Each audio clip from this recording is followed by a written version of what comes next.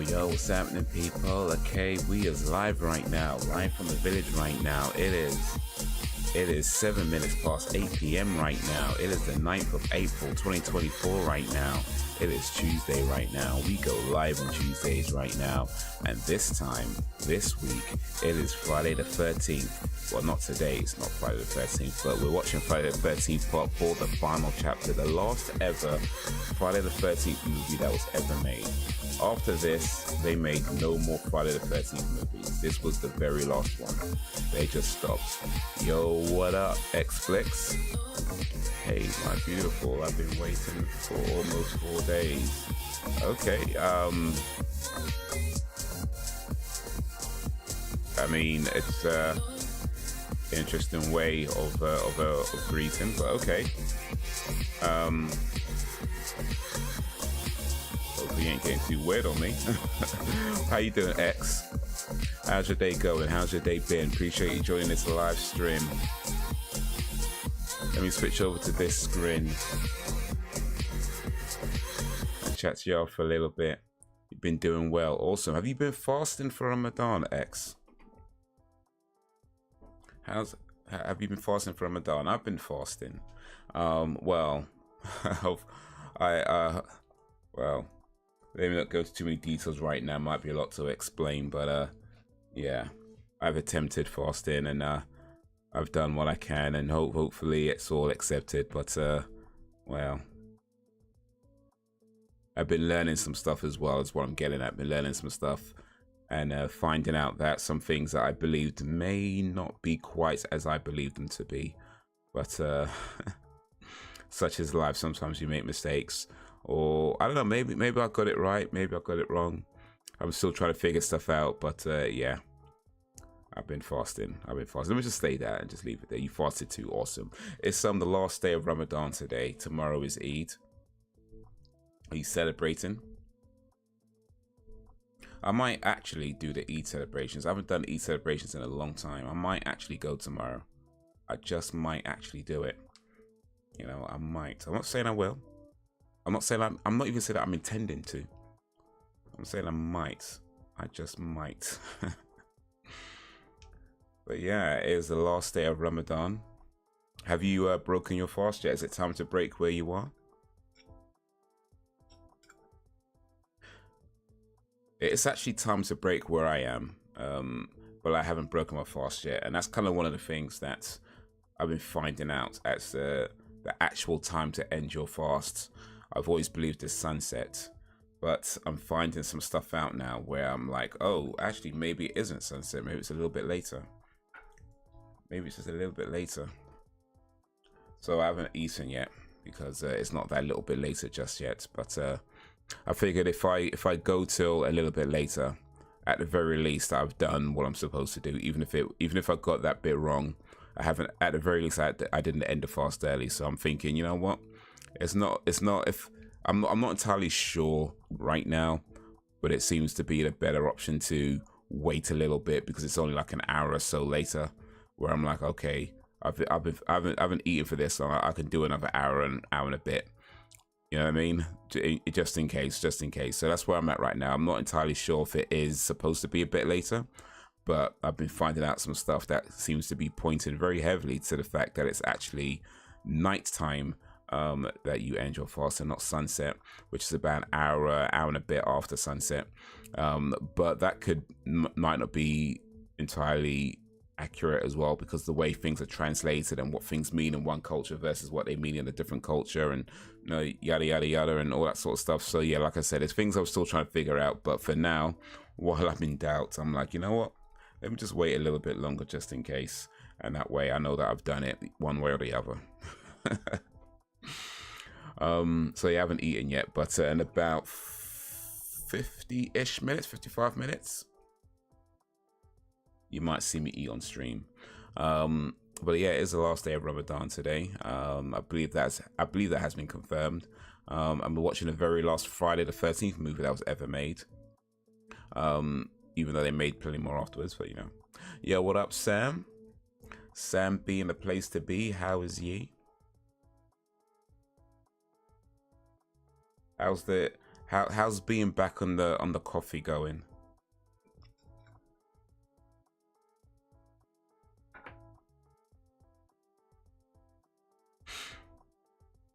But yeah, this is what I have with me right now. Let's see it. Might be a bit blurry. That's a cheesecake. A slice of cheesecake, a New York cheesecake. Also got some barbecue Pringles as well, right there. I've got this.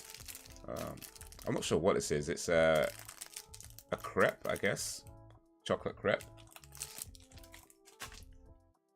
And I got some water because, you know, gotta stay hydrated. But that's not for now. That's for a bit later. This might turn into a mukbang stream in a little bit. Okay, I suppose I'm having coffee again. Nice. Nice. It's a crepe. The kids eat those. I guess I eat kids' food, apparently. It's all good. It's food. It's food. But yeah, I'm doing okay. Today's the last day of Ramadan. So it's the last day of fasting. I haven't eaten yet. That's what the food is for. It's for a bit later on. But today is the last day of Ramadan. So yeah, it's been an interesting one for me because I've been learning some stuff and I've been relearning some stuff and I'm still learning, you know, and I'm still trying to figure things out, still trying to do the best I can and all that. But yeah, it's been an interesting one this year. And what else I've been doing today? I watched a movie today called Spirited Away. It's an anime movie. I've seen it before. I saw it ages ago, like years ago, but I've not seen it for a long time. I watched it again today, and hopefully be able to talk about that on the podcast. Been doing some soul searching, kinda. I mean, I think I've mentioned this before that my view of Islam is very different to how most Muslims look at it, and it's been like that for a long time. But one thing that I've tried to do is not become so stuck in my ways that I'm unwilling to listen to things, because at the end of the day I could be wrong, right? I could be wrong about things. And for a long time I've kind of believed that the way I've understood it is correct, because that's how I've understood it. But then I've come across some things that not necessarily, I don't think I've been wrong per se, but maybe I have had not quite a full understanding of as I thought I did. So yeah, that's just kind of where that was, where I'm like, oh, okay, maybe I need to do a little bit more research myself and try to understand things a little bit better myself. So but yeah. I guess you could just say soul. I should just say soul searching. That's it. I gave some long-winded, unnecessary answer, but yeah, let's just say soul searching.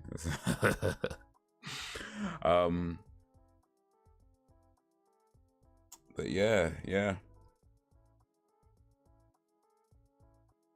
Also made a decision for myself where each week I'm going to fast for 3 days a week, and the reason for that, or the main reason for that, is because I kind of realized, I guess I knew this before, but it maybe just became a bit more apparent to me this year, is that I eat a lot.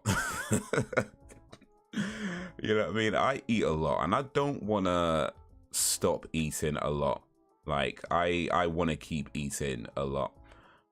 And if I pick 3 days a week where I fast, then what that can mean is that I can balance out my intake throughout the week rather than just eating all the time. So yeah, that's something that I want to try and keep doing going forward, like 3 days a week, just like on a Monday, Thursday, and a Saturday is what I'm thinking so far. But yeah, it's 3 days a week where I fast, and that way I can balance out my diet and keep eating, still keep eating a lot without ruining my health.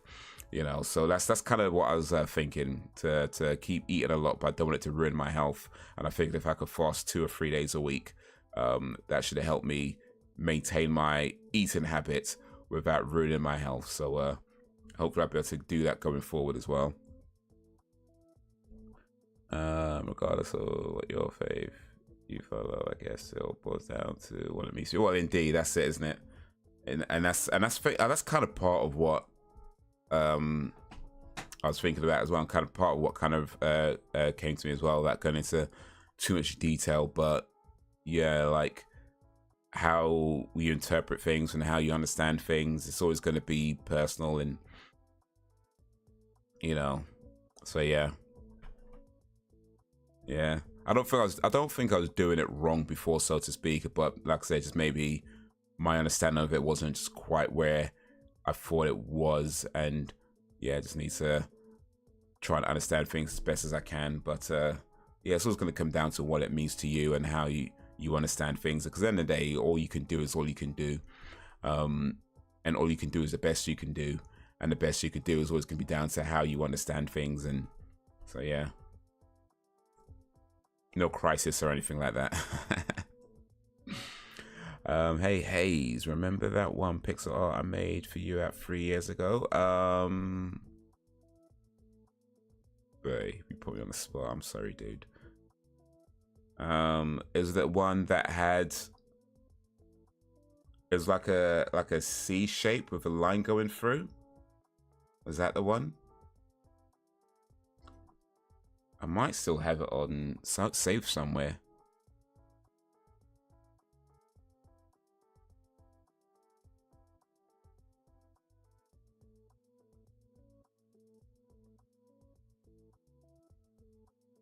Or maybe not.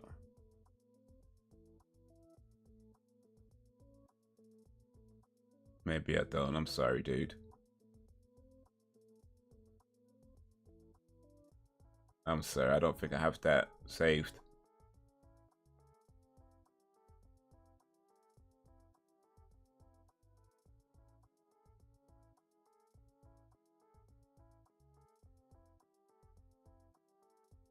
I'm sorry.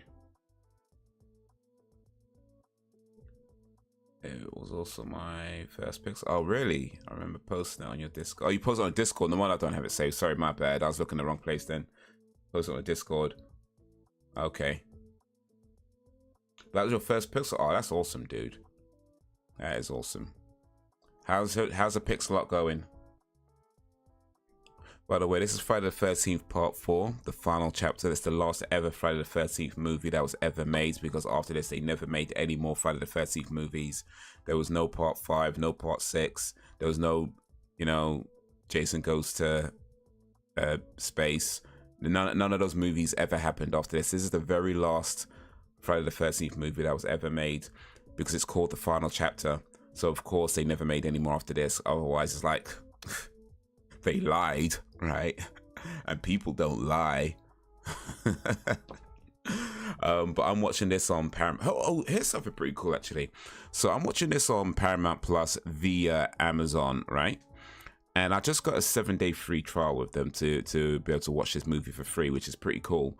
Here's the thing, though. I'm pretty sure I've had a 7-day free trial already with Paramount Plus. So I don't know if they just gave me another one out of the kindness of their heart, or whether they made a mistake somewhere and, you know, somehow it's been misplaced. I've already had a 7-day free trial. But either way, I've got a second 7-day free trial with Paramount Plus via Amazon. So I'm gonna have to do some binge watching, because there's a few things on Paramount Plus that I want to watch, like the second season of Beavis and Butthead and the second season of Halo. So I'm gonna have to do some binge watching over the next few days to get them all watched before the 7 days runs out, and I can just cancel it and not have to pay for it. So that's where I'm at. I've got a second 7-day free trial with Paramount Plus. So thank you, Paramount Plus, for your kind gesture or for your mistake. Either way, I'm grateful. We're all learning something. Oh, indeed, that is true. We are all learning. Going to be remaking it. Okay, cool. If you do post it in the Discord, let me know, because I mean, you probably noticed I'm very inactive on that Discord. Like, I have a Discord, by the way, for anybody who wants to follow the Discord, you can. But I got to be honest, I'm so inactive on that Discord. I forget that I have it, in all honesty. But yeah, so if you post it there, just drop me a message or like, or maybe shoot me a tweet or something, and I'm like, okay, cool, I know to go check it out. I tell the kids, teachers, what's going on with my mistake. Keep an eye on them because obviously they are, affected by it. And I broke down at school. Last time I cried, I felt stupid then. Nah, listen. Real talk right now, yeah? Real talk right now. Crying is free therapy, yeah? Like, because we do so much in our lives, you know, taking care of the people around us, taking care of ourselves, sorting this out, sorting that out, getting this done, getting that done, taking care of this, taking care of that. We do a lot. And especially, you know, for people who have dependents where, you know, you've got to be there for them because they depend on you, and you've got to have like this show of whether it's courage or strength, because they got to know that they can come to you. And, you know, that feeling of, you know, not being able to show any kind of emotion or any kind of thing that that might give the indication that you don't got it together because people depend on you. You know, a lot of us feel that in some level, and some more so than others, and especially if you got kids, you're going to feel that way more than, you know, most other people. But crying is not stupid, it's not weak, it's not anything like that, it's not anything negative. You know, you gotta let it out, and for real, it's free therapy. It's free. In fact, I heard somebody describe it as letting the weakness out of you. You know, that's why you always feel better after you cry. You know what I mean? You ever when you just let it out, you just feel better afterwards. You know, I mean, maybe you might feel a bit embarrassed because you cried in front of somebody and and that's just, you know, part of being human. But overall, you just kind of feel better because you let all that pent up feeling out. You know, and that's what it is. It's coming out in liquid tear form. You know, so nah, you don't gotta feel no kind of way. It's just what you gotta do to be able to keep doing the things that you do. You know what I mean? It's what you got to do so that you can do the things that you do, and that's a part of it. Finish the background. All that's left is okay. So it's a well. Okay, looking forward to that then. XSplit is going to do a picture of his daddy. XSplit's about to make a picture of his daddy and post it in the Discord. All right. I keyed.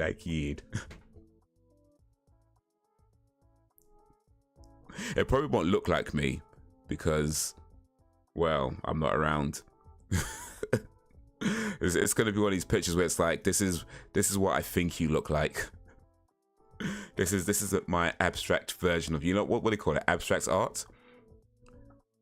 This is how you look to me.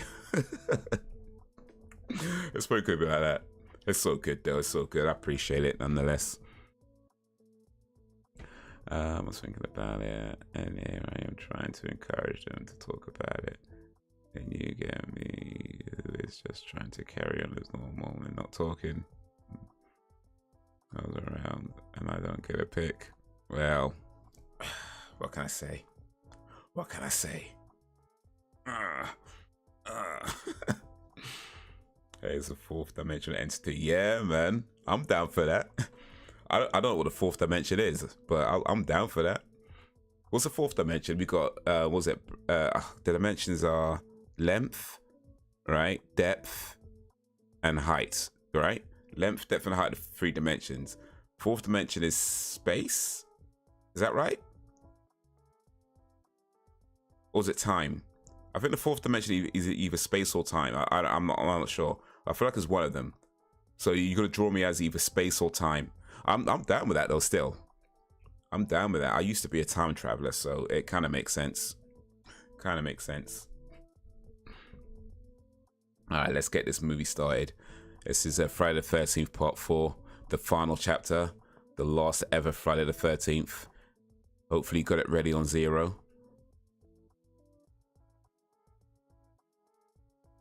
Let me switch over to this screen.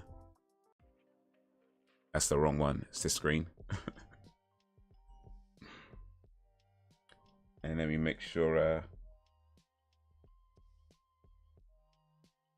the right ones are showing. There we go. All right. So hopefully you're ready. The fourth dimension is time. Okay, cool. That's perfect. That is perfect. Yeah. Haze is a fourth dimensional entity. I'm down with that. I'm so down. I'm looking forward to that. Friday the 13th, part 4, with Haze as a fourth dimensional entity. Yeah, it's all coming together. All right, here we go. Gonna go 3, 2, 1, play. So in 3, 2, 1, play. Make sure subtitles are on as well. Yeah, there you go. Subtitles are on. Cool.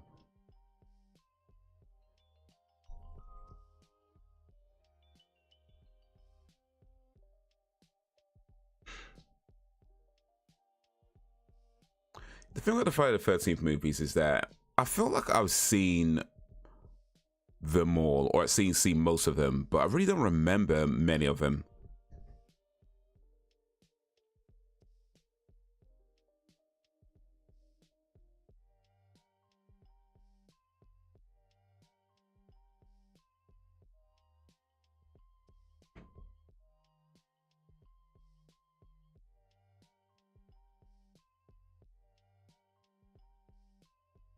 This guy's doing a lot of scaremongering.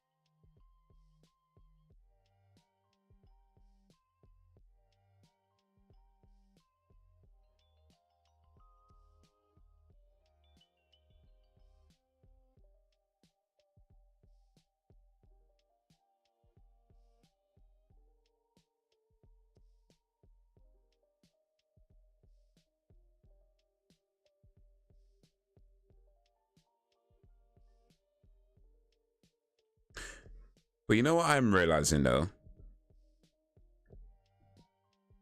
Jason doesn't have the hockey mask in these first few movies. Like, first of all, he's not even in Friday the 13th part 1. And in Friday the 13th part, oh wait, there's a hockey mask. So maybe he does, my bad, I guess I missed that bit. He does have the hockey mask, my bad, I'm sorry. I guess I forgot that he does actually have it.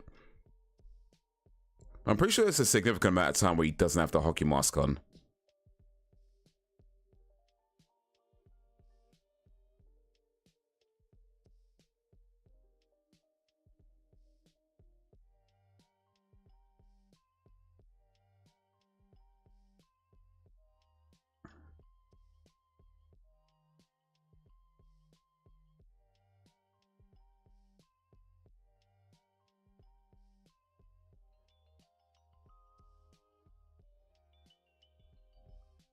The final chapter. Yo, what up, little Jakes?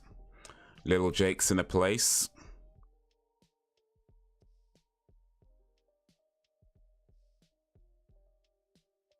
How's your day going? How's your day been? Appreciate you joining this live stream. Oh, Corey Feldman's in this one.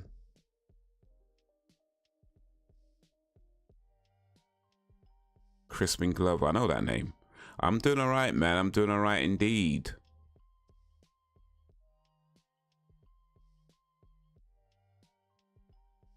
I'll just put it on. Just remember that I have Paramount. It's easy to forget though, isn't it? I mean, don't get me wrong, there's some good things on Paramount Plus. But I feel like the good things are kind of few and far between. Because the last time I had Paramount Plus, I know I watched Beavis and Butthead season 1, and I watched Halo season 1. I probably watched a few other things as well. I don't really remember. But I took it off because there wasn't really anything that was. I mean, there was some stuff that kind of looked cool, right? But nothing that really made me want to keep paying for it. So I was kind of like, okay, let me just let it go, and I'll just get it back whenever I feel like I need to.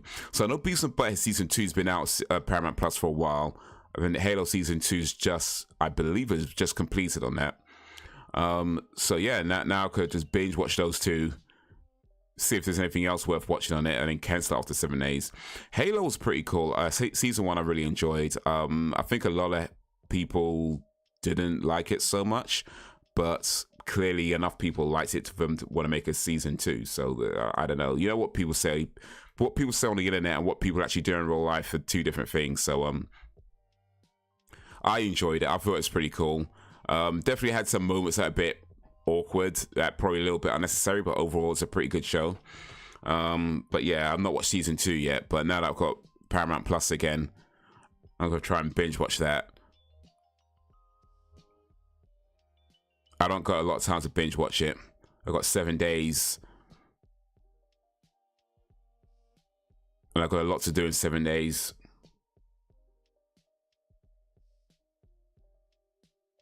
Massive fan of the Halo game. I enjoyed the Halo games. Yeah, to shut that shit out. Indeed, all of it out. This is a no shizzle zone.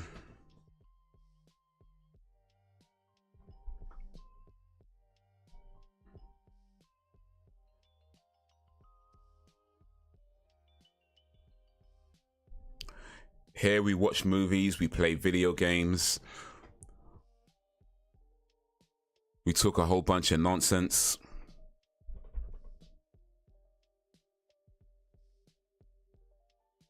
We drink coffee. Maybe not right now, it's kind of late in the day for coffee.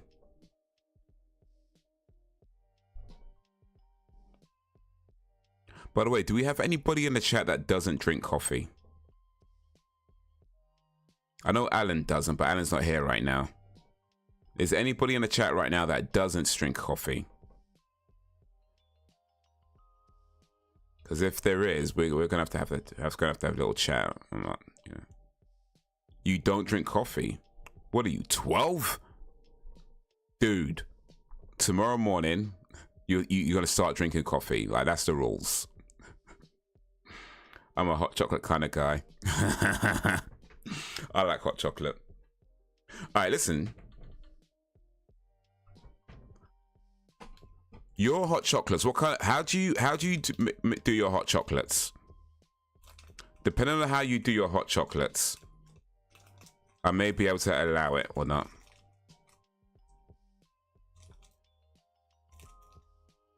Oh, this girl looks familiar. I swear I've seen this girl in somewhere, like a show or something.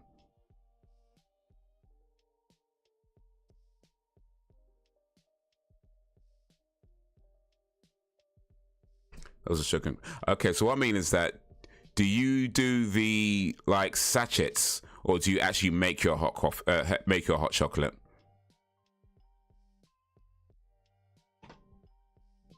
Like, do you do like the sachets where you just add water? Or do you? Okay, so how do you? What kind of chocolate do you use when you make your hot chocolate? Because I told this to Alan as well. I'm gonna put out a video one of these days, maybe in the next few weeks actually, show you how to make the ultimate hot chocolate. But before I do, since we've got a hot chocolate drinker, what kind of chocolate are you using in your? So what kind of chocolate are you using in your hot chocolate? I might have a hot chocolate soon. Actually, I have some mini marshmallows in the cupboard. Oh, nice.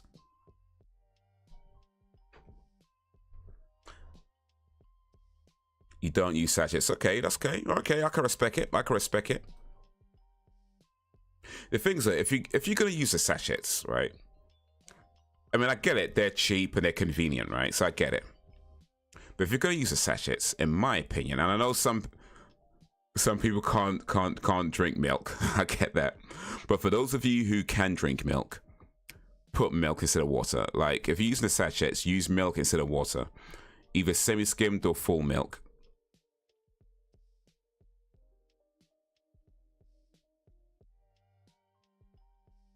Cadbury's hot chocolate. Okay, well, I mean, what's the percentage of cocoa?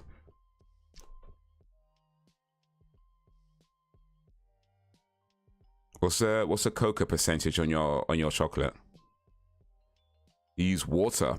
Oh, jeez. Okay. You guys, man.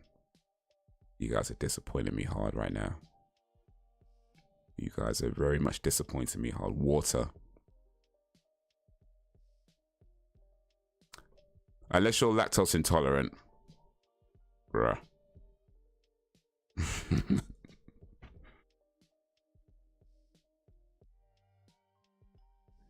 20%. Oh my. Okay, so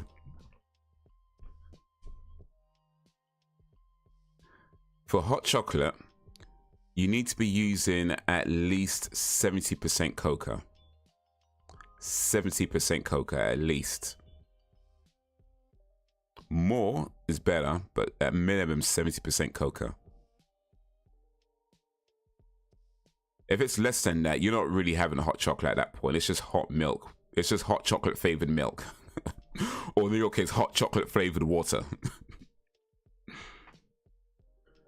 It's just hot chocolate flavored water is what you're having right now with sugar and cream. But yeah, it needs to be 70% cocoa. Never expected to have a hot chocolate tutorial. Well, there's a few things in this world that I take seriously. Food is one of them.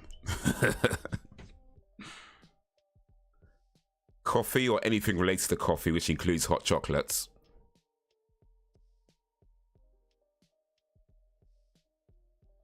So yeah, I'm gonna put out a video, make it talk about the ultimate hot chocolate. What I'd say for now though is, yeah, use a minimum of 70% cocoa, right? And you'd want to add about, I mean, you want to use either semi-skimmed milk or preferably full fat milk.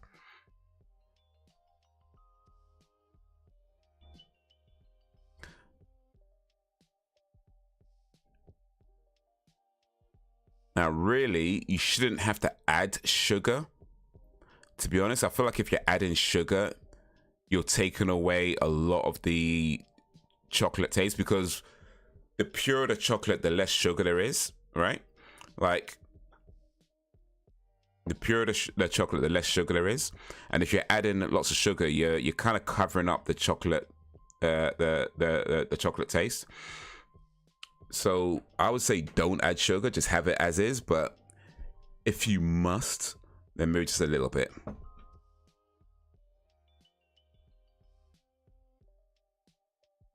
Yeah, it's a hot chocolate. Of course, it's gonna be calorie dense. You're not trying, or you're not having a hot chocolate trying to be healthy.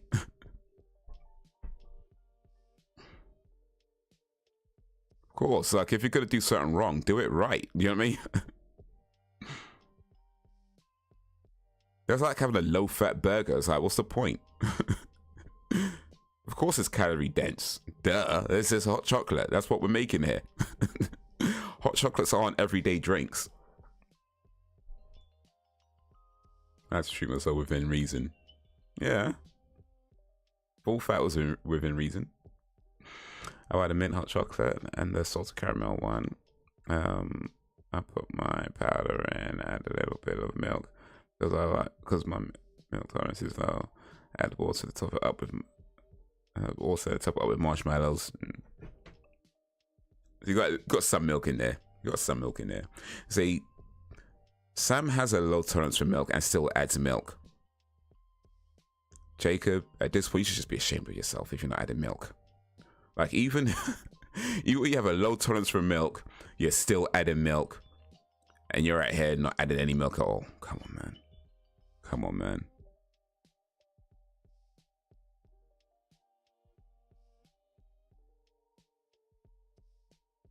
I'm lactose intolerant. All right, fair enough. Fair enough. I'll allow it. I'll allow it. Oof, first kill.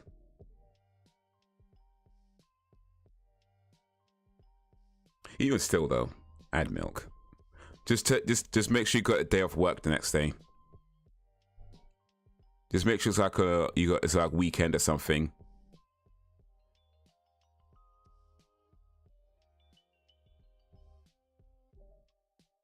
Make sure your toilet's working.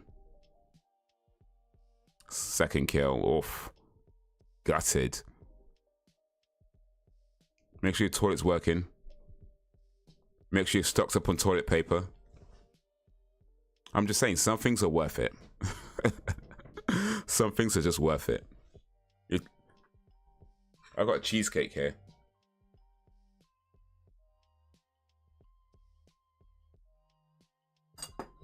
Because some things are just worth it. So ground, lactose intolerant, I still add a little milk, eat cheese, blah, blah. Exactly. It's because some things are just worth it, right?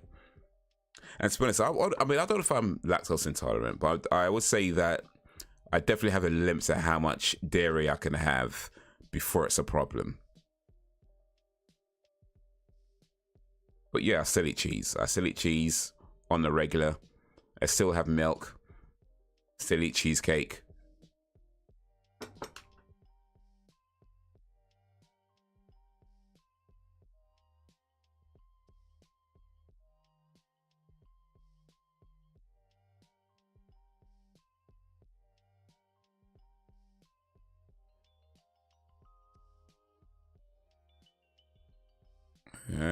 Young Corey Feldman. Man, Corey Feldman must have been like 10 or something when he made this movie. 10 or 12.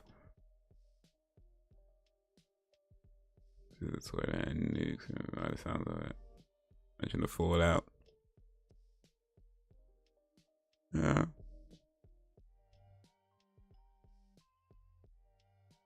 As long as the toilet works, it's not a problem. If you got one of those dodgy toilets where the flush breaks, then sure, but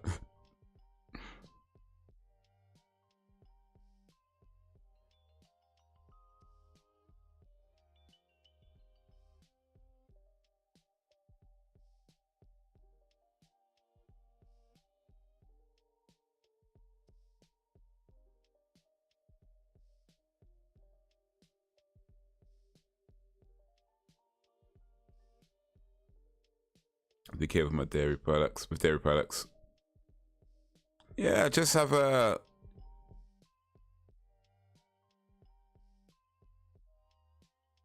Yeah, just have like a. Okay, so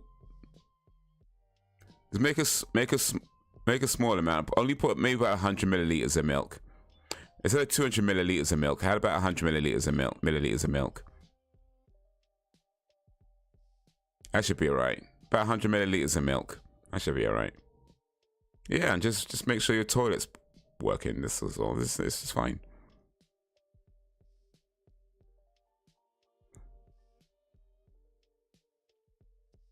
Besides, you work in security, right? So you can just go toilet whenever. It's not like anything's happening there. As a matter of fact, you're the manager now, right? So you can just go toilet whenever you want to. You don't even need to be like, oh man, you're the boss now, and you could just get up and go. Just let the underlings do all the work. And just go sit at the toilet and poop through an entire shift and get paid to do that.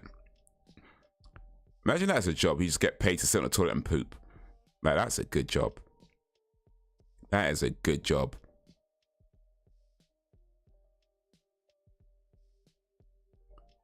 Often as you think, I'll only add a little milk to cover the bottom. I'm okay. If I don't have too much, sometimes it's a problem, but not too often. The underlying white mass. Well, I mean, you don't need to go that far. That's a bit much. You're not the king. You're just the manager. You know what I mean? Like, you might be taking your job a little bit too. Like, listen. You don't have wipe my ass money.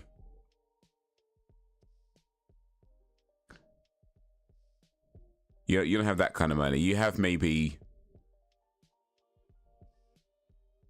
can you please file that report by tomorrow kind of money. I think that's where you're at. Yeah, that's where you're at. I'm not sure you have wipe my ass money. You have like file that report by tomorrow kind of money. Oh no, yeah, no, stretch it. Fair point. That's not within the scope of their duties, right?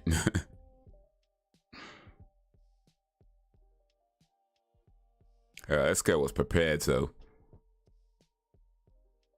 Just in case they turn her down. Yep.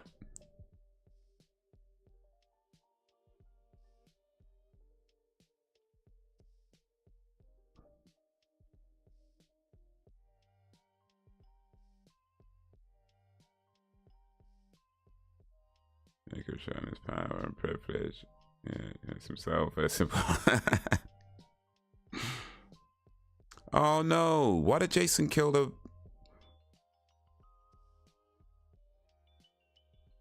Nah, he should have killed those other people, not this girl. This girl was cool. No, I don't like Jason no more, man. He killed the wrong girl.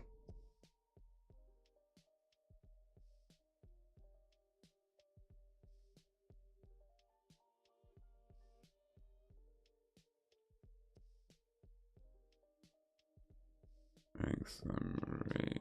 Reining me back in. And delusions of grandeur for that from it, right? Get ahead of yourself there. get a bit ahead of yourself.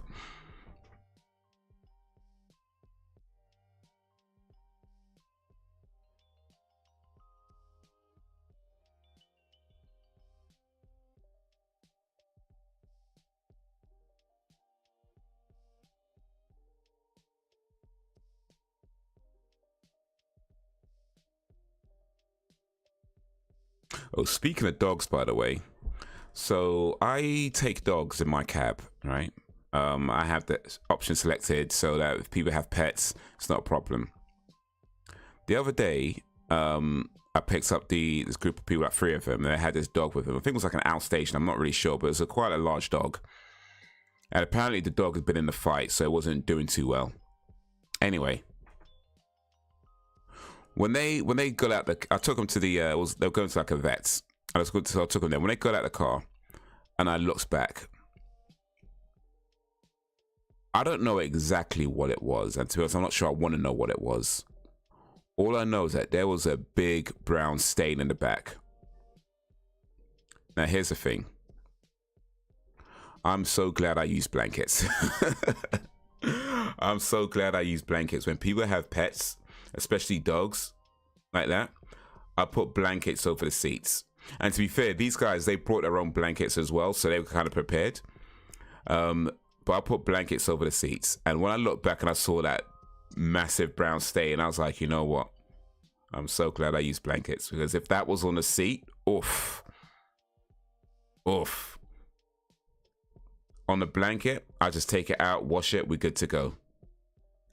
It's been washed already and it's fine. But I was like, I'm so glad I used blankets. Because, mate, if that was on a seat, that would have been but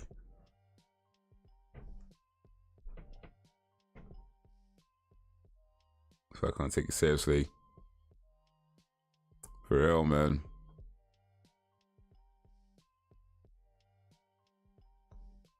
Yeah, yes, for real. Oh, the owner wasn't responsible and blamed on the dog.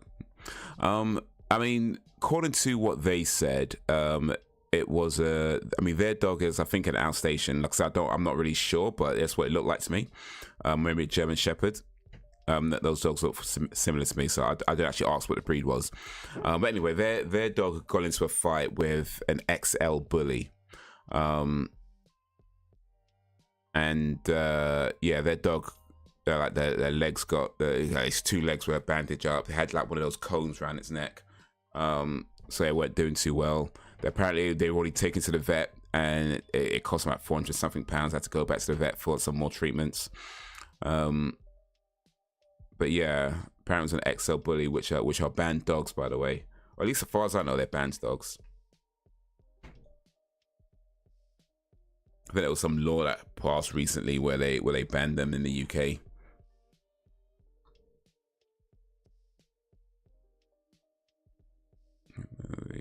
Way too disturbing.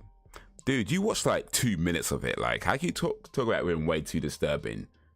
You don't watch enough of it to say it's way too disturbing. You watch enough of it to know like it might have some disturbing scenes in it. But to say it was way too disturbing after 2 minutes, come on, man. Come on, man. You're a security guard. Like, you should be able to watch a horror movie.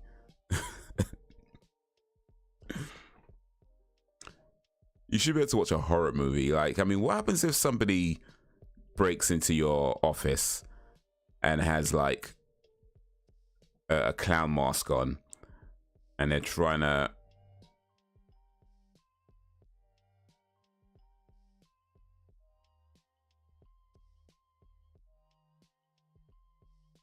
rob the place or whatever, and you could be like, oh no, this is too disturbing. Come on, man. You could watch a movie.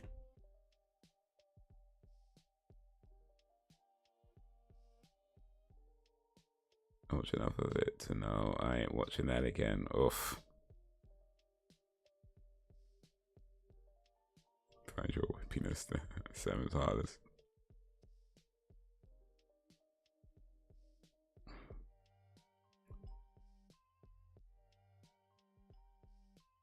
Nah, not heartless. Truth hurts. That's what it is. The truth hurts.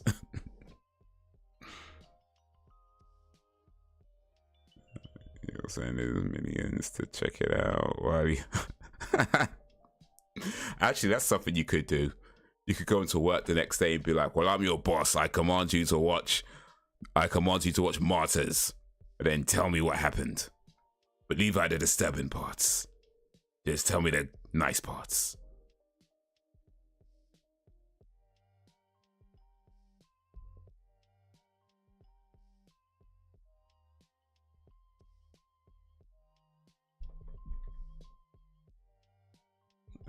And I need to try and get desensitized to that level of horror.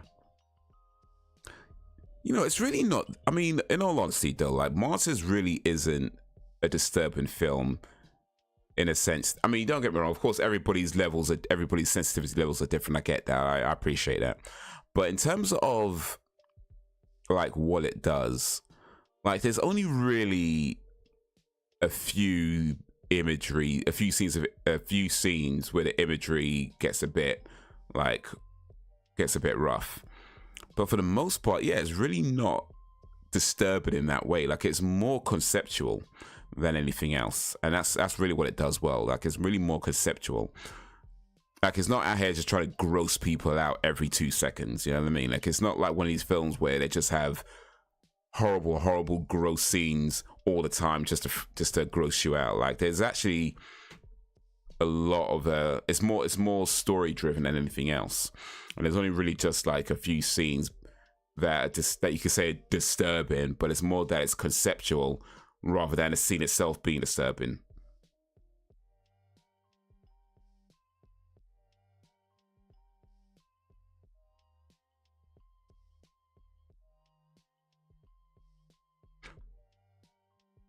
I was looking to it, I was in the horror connoisseur. Also, if you watch, yo, what up, X? Also, if you watch it in French and take the subtitles off, then you just won't understand what they're saying anyway. And in that case, you could just like, you know,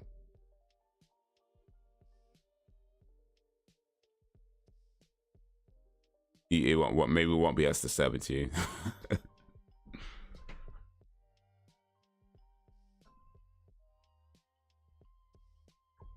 But in the Corey Feldman's all disturbed afterwards. They put him in this movie with all these horny teenagers. Yo, what up, Brax? Brax Spivvy in a place to bivvy.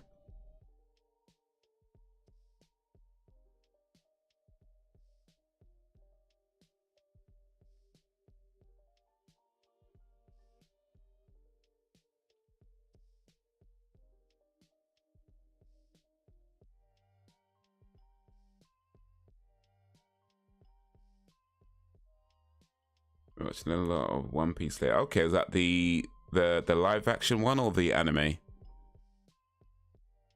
I've not watched either, so I have no opinion on that. But people seem to like the anime. I'm not sure what people think of the live action one. Episode 490. Yeah, those things going for a long time.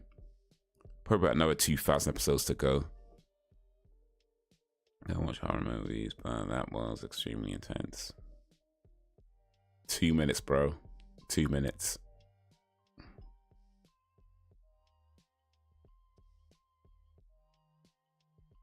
You should put that, by the way, Jake, you should put that on your dating profile.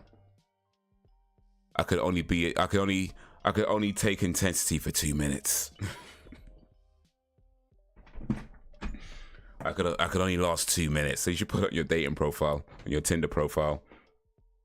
See how many swipes you get. I can be intense, but only for 2 minutes.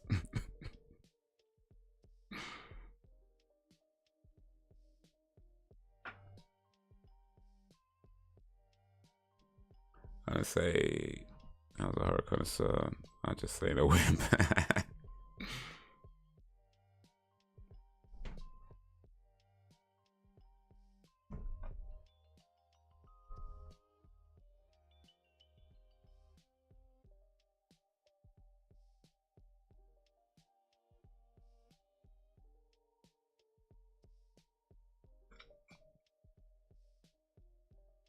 Uh-oh.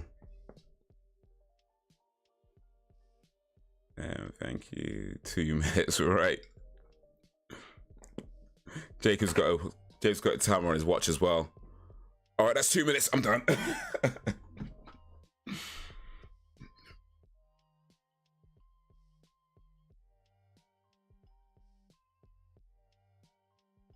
can see that. Improving my popularity. Hey, I mean, some people might be into it though. You never know, right? You never know.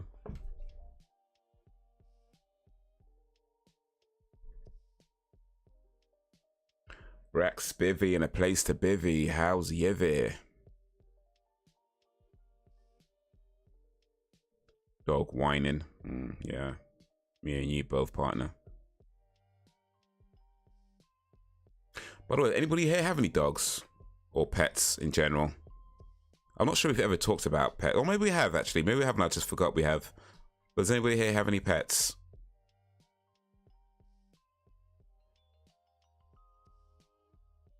Actually, no, we have talked about pets before. I'm not sure if I talked about... Yeah, I'm pretty sure we have talked about pets before.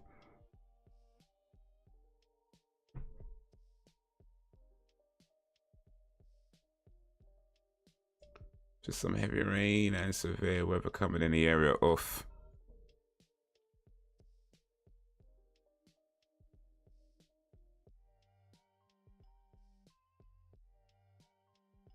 It's quality 2 minutes now. Protracted for experience. That's what. Wow. Was it quality, not quantities?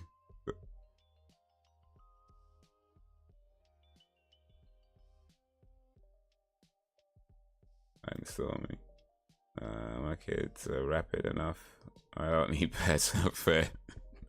It's been raining here in London town, perhaps. I'm tired as hell for no reason, man. Oh yeah, X. How did the XMs go? Well, if you don't mind saying, I don't mean to put you on a spot or nothing like that. If you'd rather not say, that's cool.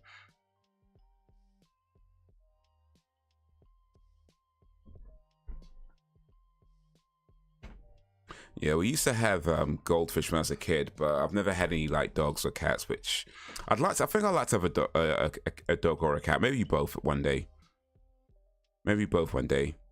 I feel like cats are cooler animals, right? But dogs are probably more fun. Because cats kind of like do their own thing a lot of the time, where dogs, you know, they need a little bit more attention.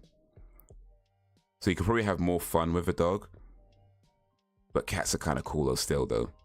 Like cats make you earn it. You know what I mean? Like cats make you earn things. Like they're not easily impressed. Like you got to work hard to impress a cat. So there's like a level of like achievement if a cat likes you. A British bulldog, like one of them little ones.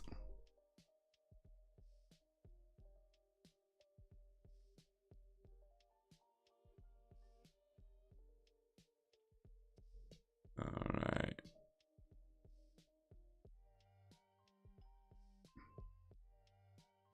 If you free after this, we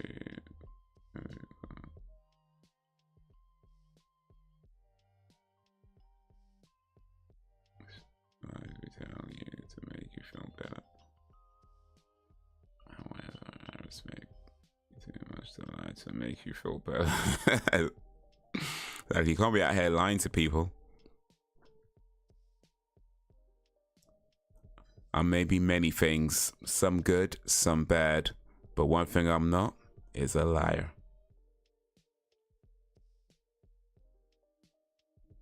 Had 13 or 14 big dogs growing up. A few cats and ducklings or chicks. 14 dogs. Wow, that's a lot of dogs, dude. I mean, we're talking pets, by the way, not like dogs that you had working in your farm. Are we talking pets? Because I meant pets, like actual pets, not work dogs. But I guess work dogs can be kind of pets, sort of. Depends on the relationship you have with them. But 14 dogs, man, that's a lot of dogs, dude. What, all at once, by the way? Not all at once, surely not all at once. But then one at a time, like, what happens to these dogs? Like, how are you having a dog for like a year and it goes away? Or, you know, something else, you know, happening.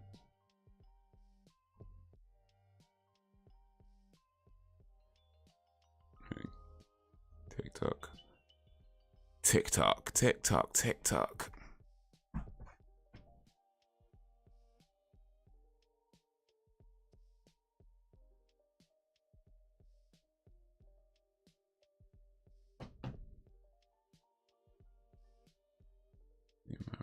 Almost looks like a shop.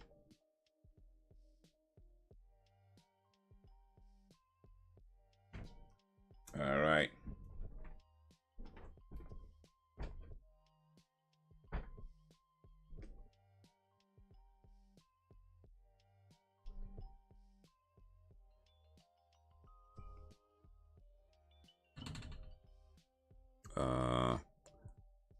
Kids are dancing.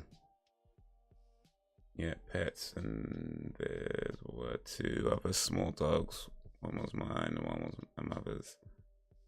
Man, you practically grew up in a zoo by the sounds of it. 14 dogs. What was it gonna get? 14 dogs, a few cats, ducklings, and a chick. Like, that's a farm. Brax grew up on a farm.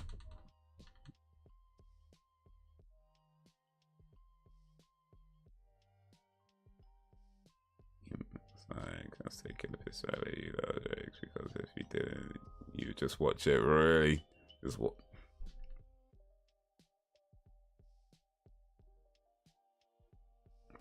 Okay, I don't post, though. All right.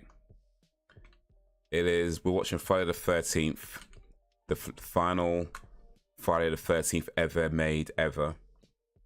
We're watching for the final Friday the 13th. The last Friday the 13th, on the last day of Ramadan, and you are about to witness me consume the first thing I've had since about 3:30 a.m. this morning. So, alhamdulillah.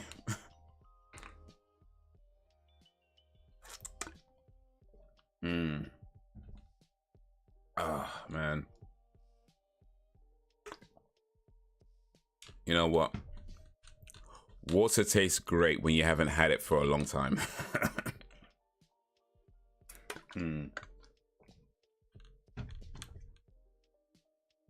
Oof. But for those celebrating, which I think is just one of you, XSplits, Ramadan Mubarak, Eid Mubarak. And for those not celebrating, which is most of you, happy 9th of April.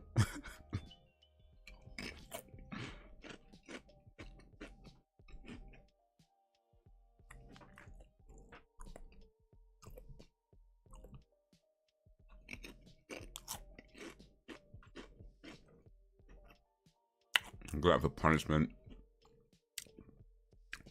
So you like to be punished, but you can't watch a horror movie. The math ain't mathing, dude. The math ain't mathing.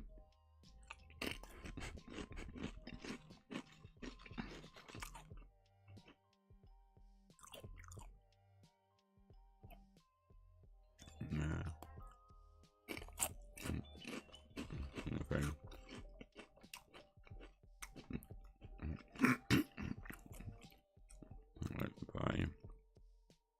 See. Yeah, TikTok. I used to be on TikTok. Well, technically, I still am with my podcast, but yeah, I used to post on TikTok a little bit. I mean, it's an interesting platform, but in all honesty, it just felt more like a time sink for me. So I just left it alone. And the only thing I post on my TikTok is clips from my podcast. So if you want to follow that on TikTok, you can. Uncivilized Art.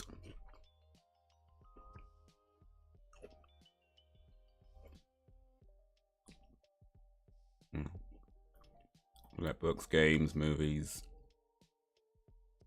Or I don't know. Hey, it's something. Meditation wakes up. Wait, Friday the 13th.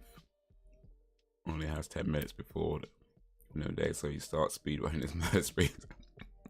That's the movie I want to see. Jason wakes up late.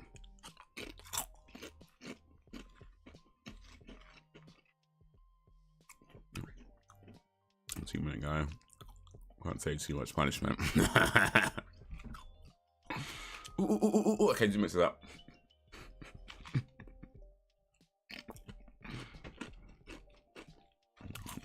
Extreme horror within reason.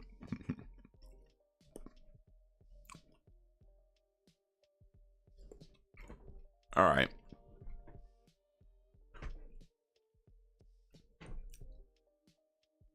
Martyrs, though, in all honesty, isn't really extreme horror, though. Like, it really isn't. Like, I'm not even joking right now. Like, it really is not an extreme horror movie. Like, extreme horror movies. Let me see if I could think of some.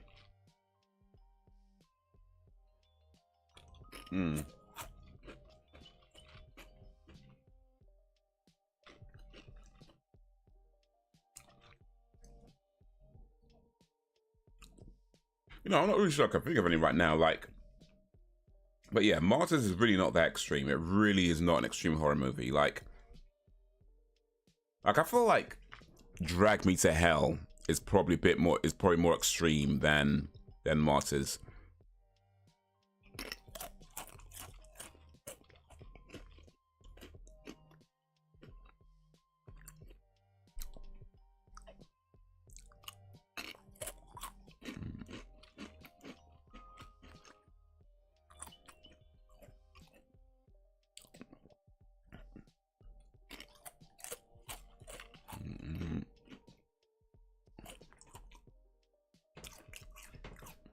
Yeah. Little Jake's got every gaming console and no time to play games. Oh, the irony.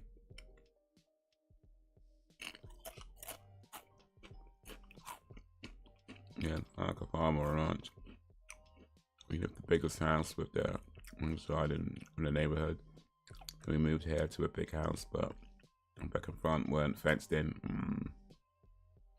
The only kidding. What's that? No problem. Yeah, that's more extreme than Martyrs.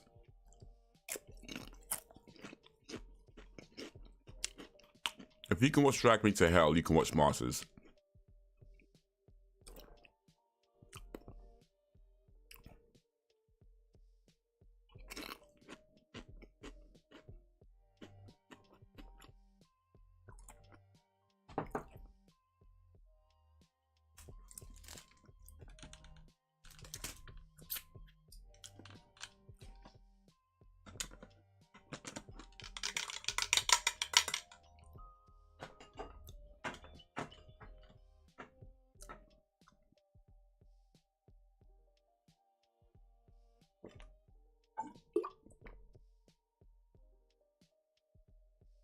It wasn't extreme to me.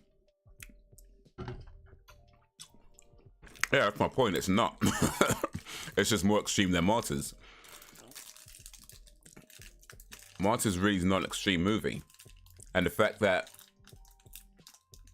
Drag Me to Hell is more extreme than Martyrs, and that's not really an extreme movie either. Just saying, if you can watch Drag Me to Hell, you can watch Martyrs.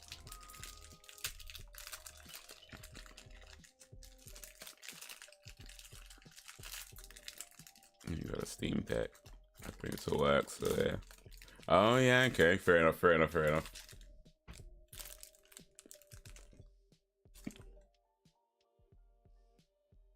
Steam Deck's pretty cool though. I mean, I don't have one, but they look pretty cool.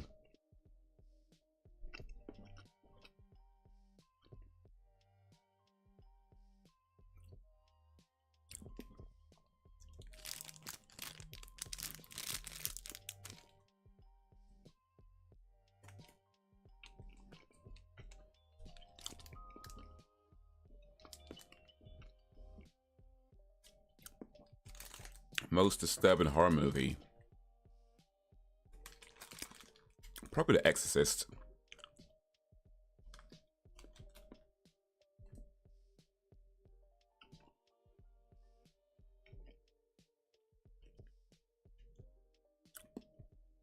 Right, again, it's conceptual. The film itself isn't, strictly speaking, violent or gory or anything like that. I mean, there's definitely some gory scenes in there, but for the most part, it's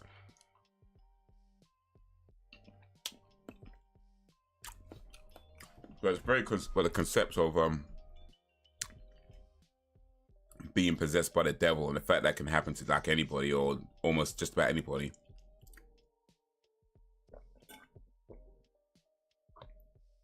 Yeah.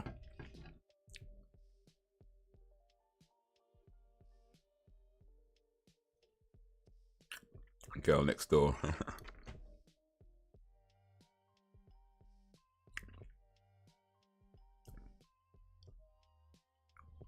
Wait, Girl Next Door, is that the movie with the girl from 24?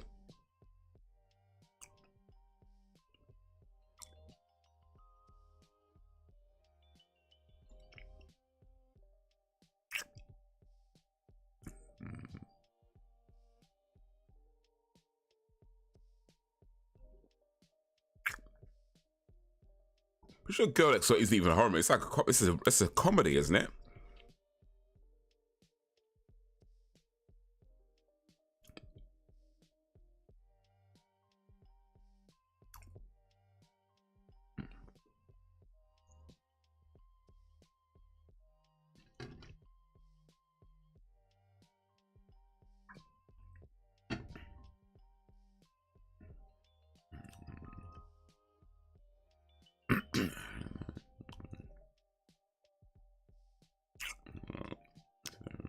Okay, I'm thinking of something else. All right, here we go. The piece de resistance. New York cheesecake from Morrison's.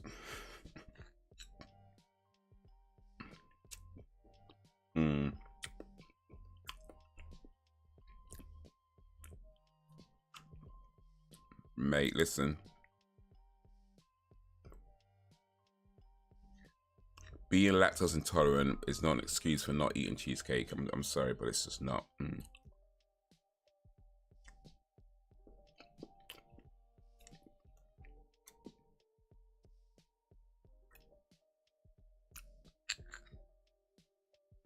only thing wrong with this is that it isn't more of it.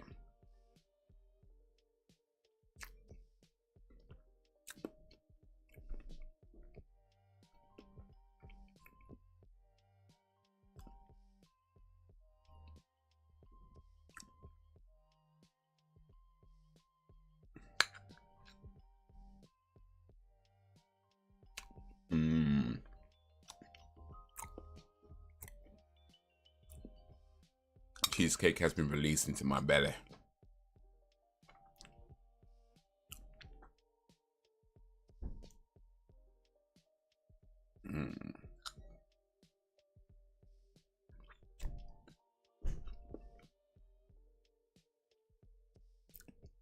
You've never had cheesecake before. All right, you need to go get a cheesecake, dude. Like, listen.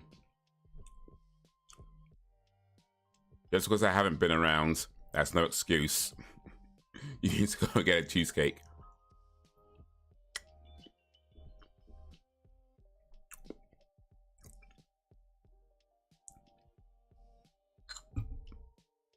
It's Eid tomorrow. Celebrate with a cheesecake.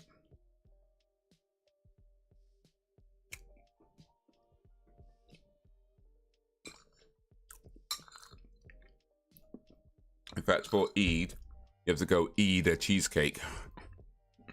Dude, seriously, like, cheesecakes are like one of the best things in the world ever.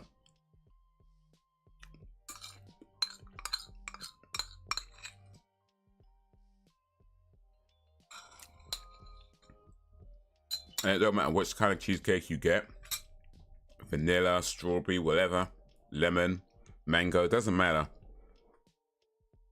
There's no such thing as a bad cheesecake.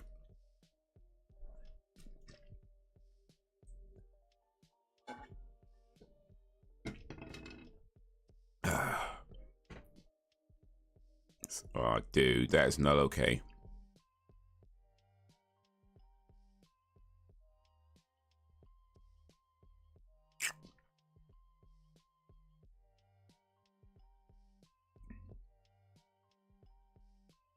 Cheesecake is nice. About once a month thing for me. Way too heavy.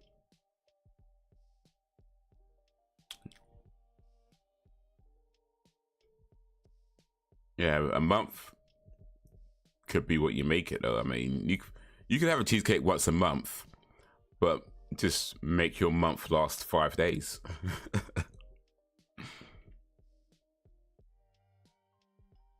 It really takes seeing her sister's kids. She abuses them. And the teenage boys abuse her too. It's a hard film to watch, and it's a true story. Oof.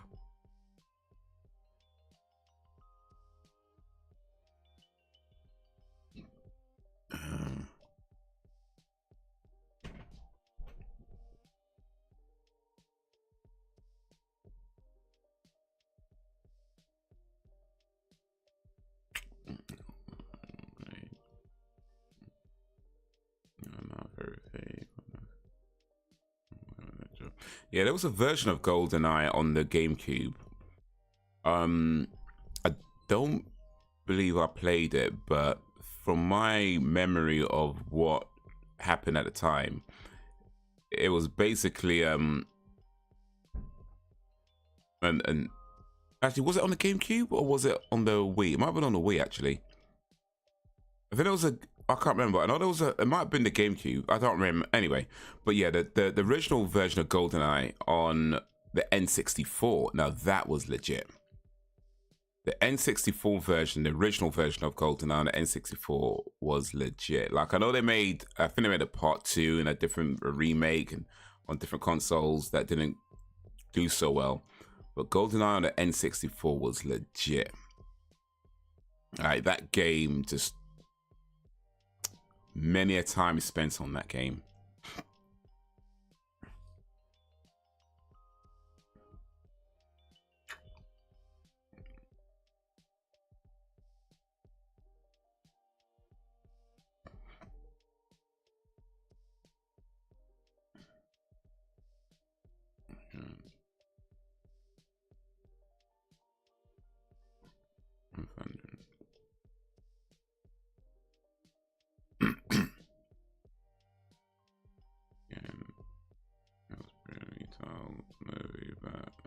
Me.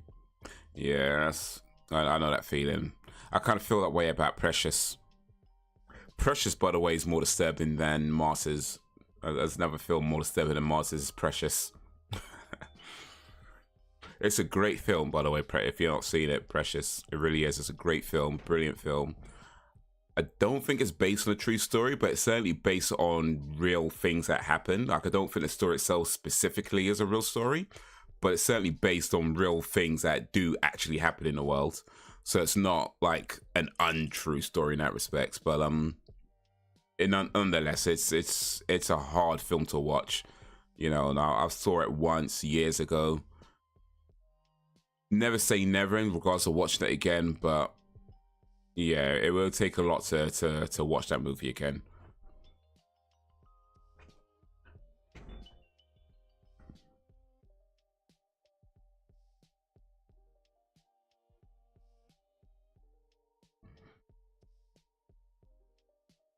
And to think that the main actress, Gabrielle Sibido, I believe that was her first movie.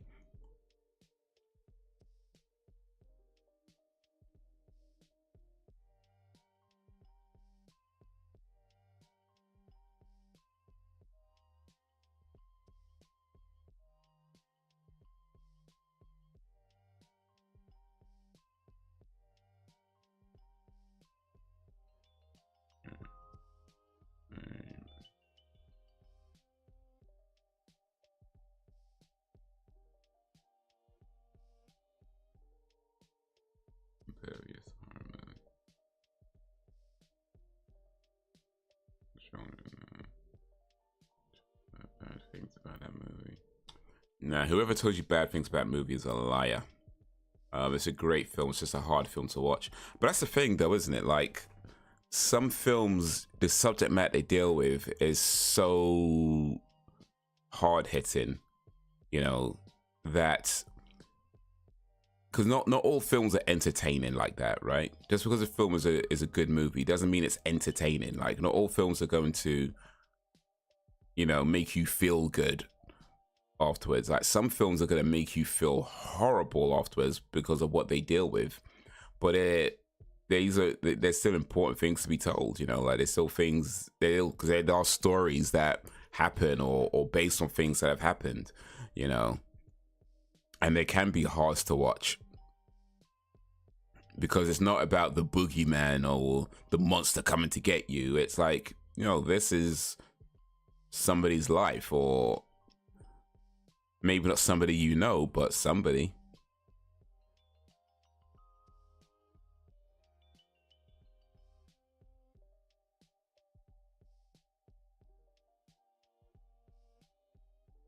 Like, it's important films like that are made, and it's important films like that are watched because of what they deal with. But yeah, they are hard to watch, and they're supposed to be hard to watch. You know, they're not, because they're not trying to, you know, have you smiling by the end of it.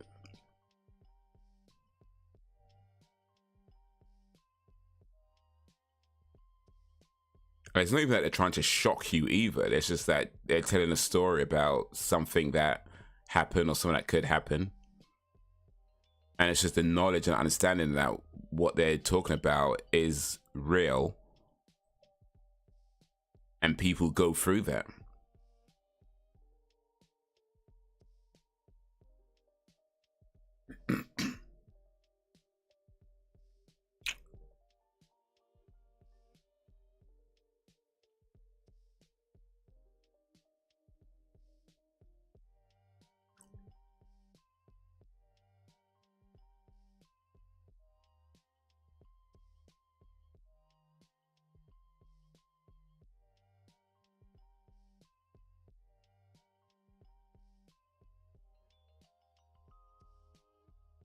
In the vast majority of single men, in the US particularly, all died because of the injuries she had. She took a lot of it trying to protect her little sister. This actually happened in that film, broke my heart. Games and rappers. That's nothing new to me.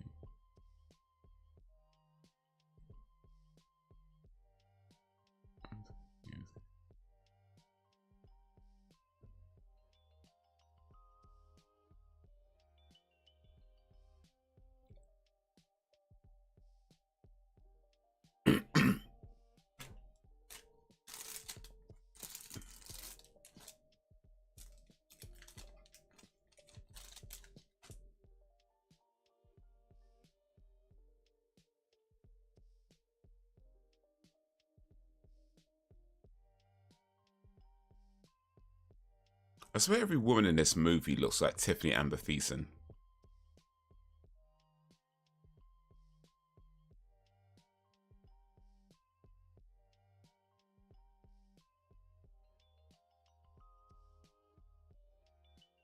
Well, maybe not every woman. A lot of them.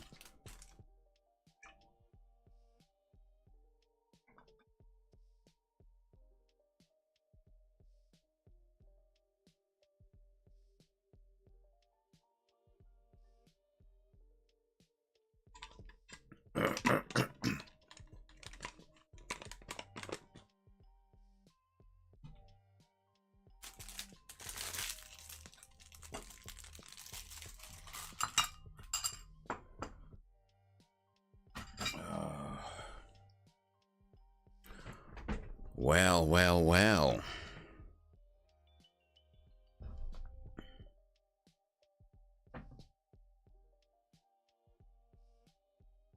Away from it on that because I know it would be too disturbing for me. But that's exactly why you should be watching them. That's honestly though, that is exactly why you should be watching them. If you only ever do things that make you comfortable, you're never really growing yourself. Like, you have to remember, like, growth doesn't happen in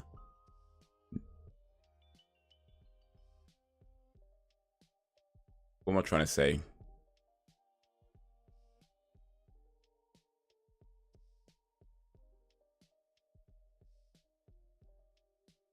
Yeah, well, yeah, growth by its nature is uncomfortable.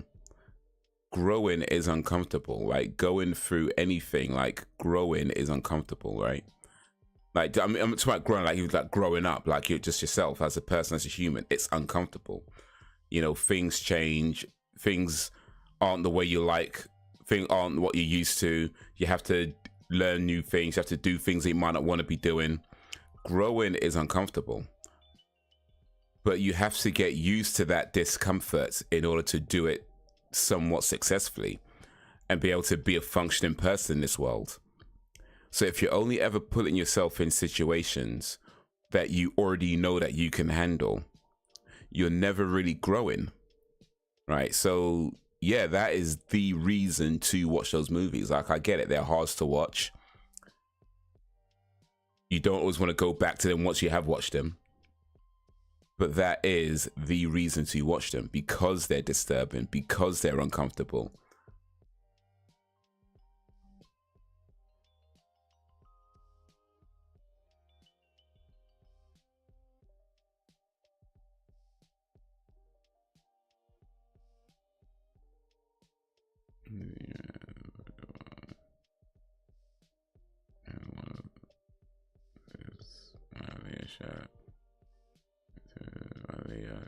I mess up. Way too soon. Aaliyah was incredible. Incredible singer. 3 albums, 3 brilliant albums. Yeah. For some reason, YouTube doesn't notify me when you stream, so I had to manually check every night if you're live or not. Or appreciate you, X. X comes here every day looking for his daddy. I appreciate you. I appreciate you. But yeah, it's just once a week, so you don't need to check every day. Just once a week on a Tuesday, 8 p.m. GMT. Or 8 p.m.-ish GMT. I'm usually running on BMT myself, so 8 p.m.-ish. Yeah, Finding Dory and The Incredibles too. And you might have a point, I probably have stayed too long in my comfort zone. Yeah, you gotta step out of that, man. Gotta step out of that. Like, I get it. Like I say, like, some of these films, they're hard to watch, but they're supposed to be. They're supposed to be. But yeah, I mean, I was just thinking in general though, for real, like, you really should be, because in all honesty, like,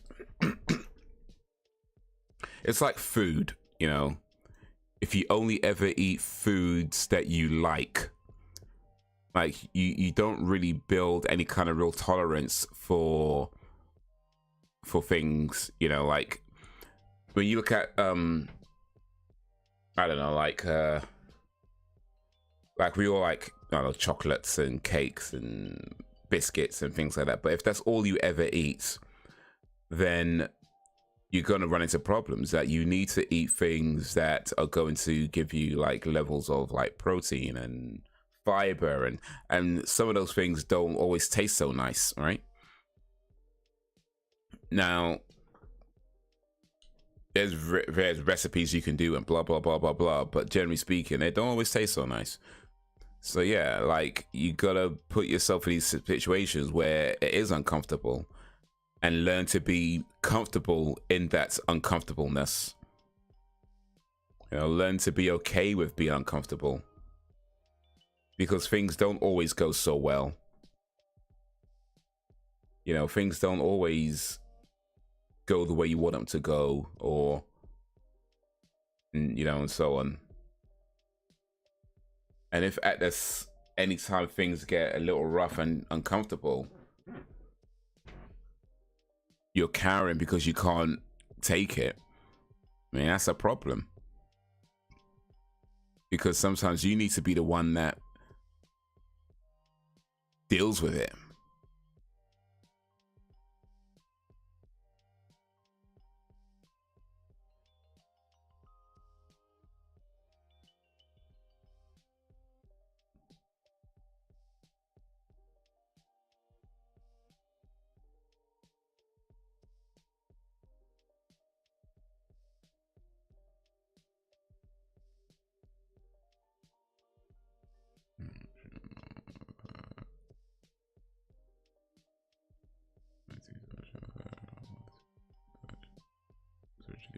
For a roll of honey, matrix, matrix constant matrix. So I've never seen humans before. Nice to meet you, son.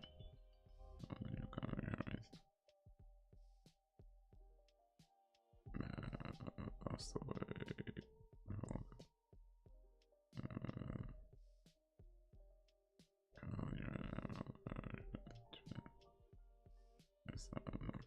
To eat going foods. I like what I like. I'm a type of black to travel to say, and I don't want to eat English food. Bruh, that is not okay. That is not okay. I mean, here's the thing, like, you know, I mean, for real though, there's certain things where, of course, you got to draw the line on where, like, you know, you say if you're lactose intolerant, or if there's just certain health conditions, or if there's certain things you just can't eat, whether out of a belief and things like that. So yeah, now I get it. There's certain things you've got to draw the line on. There are certain things you just got to draw a line on. I appreciate that. I can appreciate that. That being said, like, if we're talking about things that don't fall into any of those categories, come on, dude. Come on. Like, that's the whole thing about traveling. Like, you have things that you don't normally do from where you live. You know, that's like, you go to a whole other country, they're gonna have a different customs and different things of doing, different ways of doing things, and it's like, you know, part of that is experiencing that.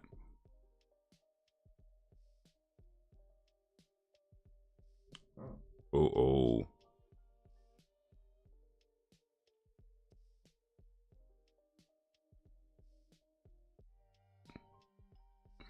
XX with his son, you know, the one he left me to raise my own. Yeah, that one.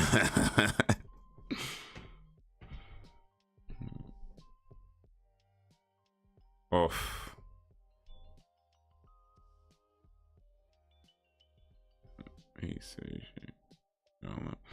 You know, people have a misunderstanding of sushi. Sushi isn't raw fish. It's vinegared rice. Raw fish is just the traditional topping, but you could have all kinds of different sushis. The sushi itself is the vinegared rice. But you could have sushi with chicken, or with cooked fish, or with vegetables, or just about anything you want. But yeah, sushi itself is vinegared rice. It's not the raw fish. The raw fish is just the traditional or a common topping on it. But sushi itself is the vinegared rice that's kind of packed together, often wrapped in seaweed. Although again, that's more that's not part of the sushi itself. That's just more the traditional that's wrapped in. But yeah, vinegared rice is what sushi is, kind of packed together, often wrapped in seaweed and topped with raw fish. But you could top it with anything you want. You could top it with anything you want.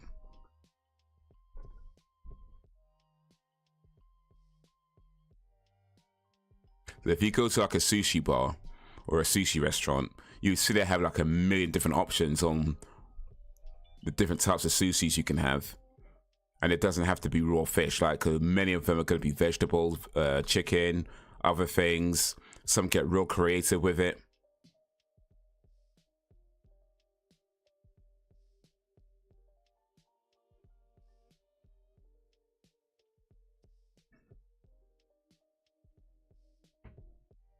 Interest when it comes to gastronomy. Gastronomy, isn't that the study of like the gastric? So gastronomy is like a study of something.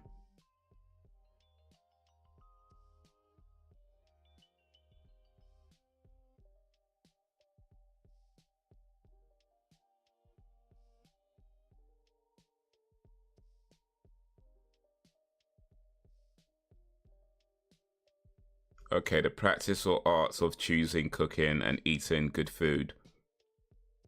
The practice or arts of choosing, cooking, and eating good food. And okay, so you're not adventurous when it comes to cooking good food. Okay, fair enough. Well, now we know. Now we know. When it comes to eating good food.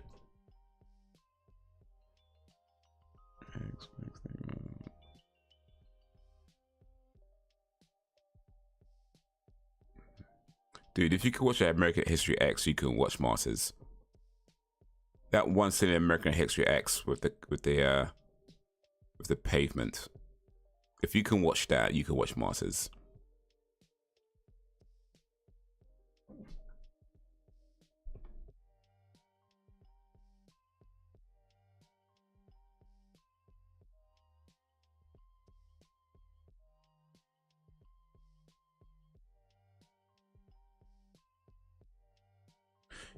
You know what's interesting about little Jacob, actually?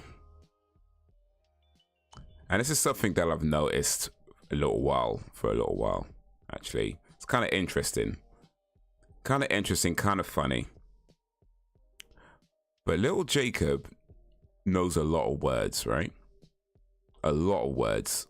Like, and every so often you would, put up a word like gastronomy or something that I have to look up and be like, okay, well, what is that? So there's a lot of you have a pretty big vocabulary, little Jacob. But what's interesting is that although you have a really big vocabulary, you also spell a lot of words wrong. And that's interesting to me, that you have a pretty big vocabulary, but you spell a lot of words wrong. And at first I'm thinking, okay, typo, blah blah blah blah. But then it's like, no, it's the same words that you spell wrong over and over again. So it's kind of like, huh, you got all these like words, like all these like words that that are maybe not so common, and you just pop out every now and then. But then the more common words, the more everyday words, like you spell a lot of those wrong. I'm like, huh, interesting. Interesting.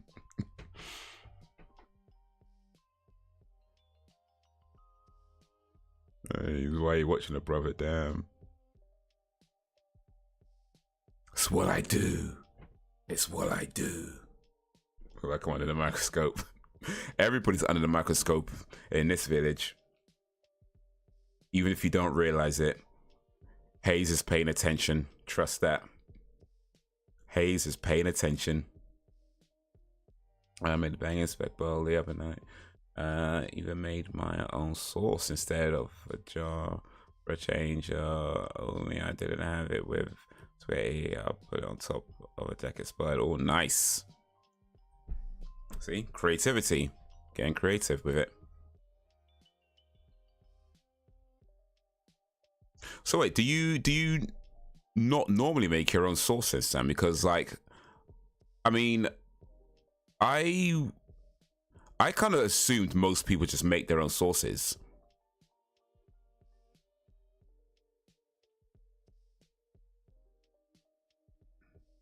We're all watching you. Sam back with the jab. Yeah, because I just assume that most people I mean, don't get me wrong, I know people buy like sauces from the shop because I've bought them from the shop as well. I ain't saying that. But I assume that for the most part, most of the time, people just make their own sauces when they're doing things like rice or spaghetti, or maybe I assumed wrong.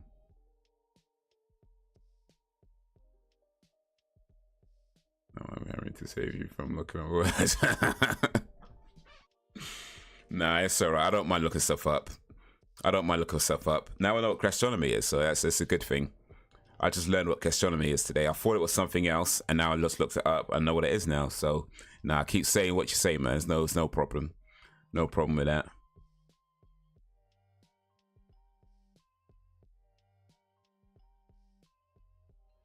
Feel like a layman now. Yeah, you have to start talking like this. Listen, yeah. I ain't got one of those watermelon sets. Nah, you ain't gonna do that. You ain't gonna do that.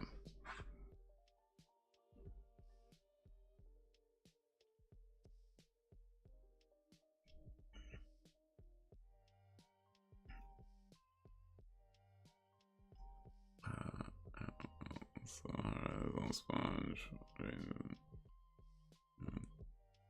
I do sometimes. I use. Depends on how lazy I'm feeling. All right, fair enough. Fair enough.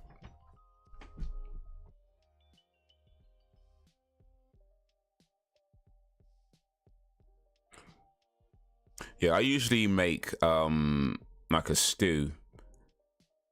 So it's not quite the typical. Actually, no. I because I could do like a what do you call it? Like a mince, like a mince meat in a sauce. I've done that a few times, but I would typically make a stew and like a pepper based tomato stew. And I ain't gonna lie, man, I'm pretty good at it. I'm pretty good at it. Like, I mean, I don't say I can cook in a sense that like there's people who can cook, like people who like can throw down in the kitchen no matter what. Like, you know, some people where, you know, they can go into a kitchen and he's got a little boy. The one that he got disturbed afterwards. But you know, some people could go into the kitchen and they're like the A team. You know what I mean? Like, they'll have like 2-3 items and they'll turn those 2-3 items into like an entire feast. Do you know what I mean? Like, some people are like that. Like, I'm not that guy, but there's certain things where I can do well. You know what I mean? There's certain things I could do well. Most things I have to look up. Most things I gotta look up on like how to do it and follow a recipe guide or whatever. But there's certain things I know how to do well, and stew is one of them. Like, pepper stew is one of them.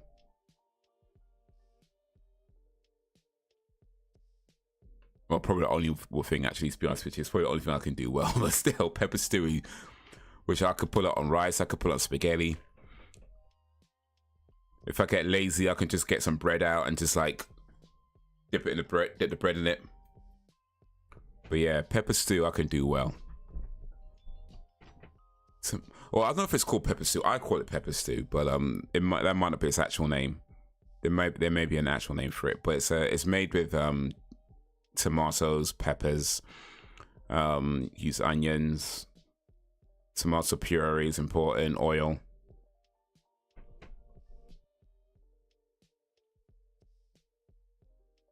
Maybe 1-syllable words.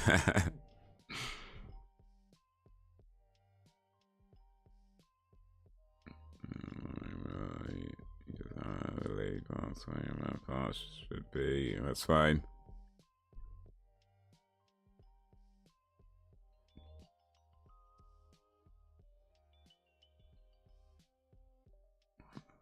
Yeah. Maybe I need to deal with it, bitches.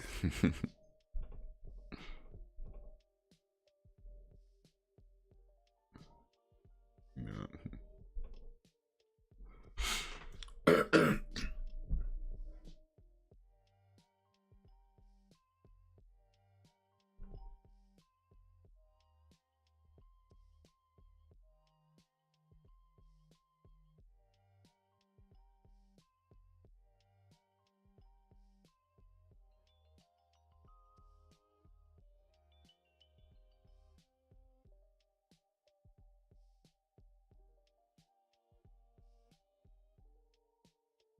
Raw, that's close.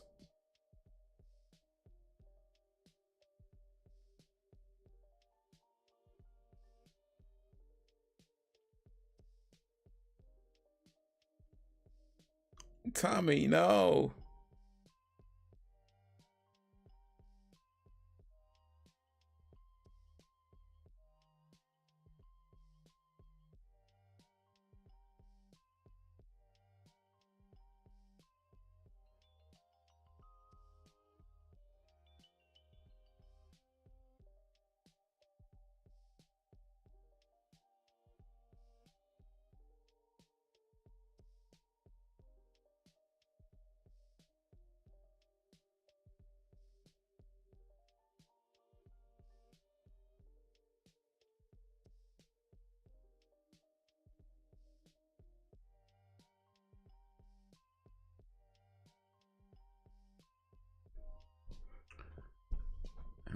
Some Papa John's pizza again, dang it. Oh, Papa John's. I ain't been Papa John's in a minute.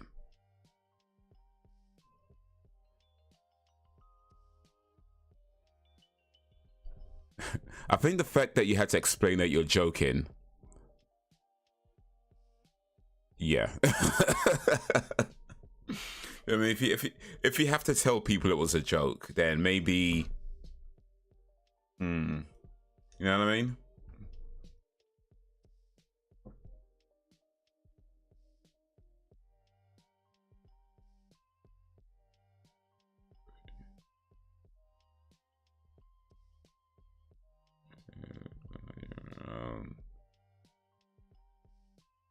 I could do a few things while you're at it. Low foundation, conceal, etc.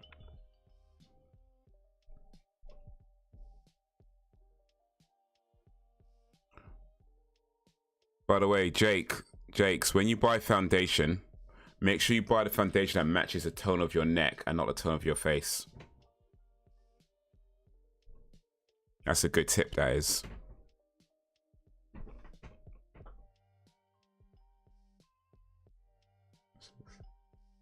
Okay, someone criticizes me.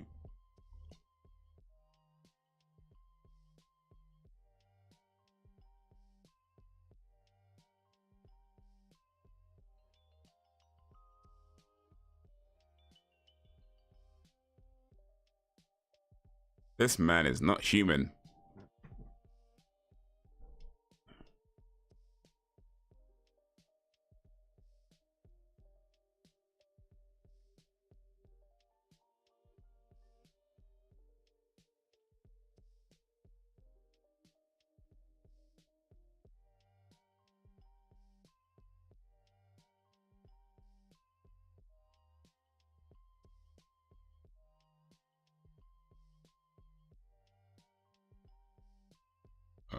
Shaved his head. I don't believe he shaved his head without cutting himself, though.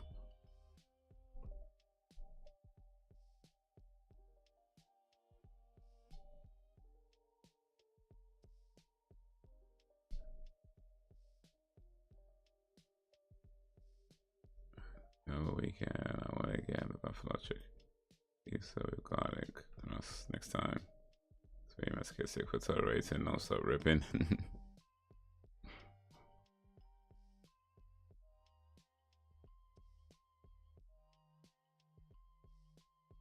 Unmasked.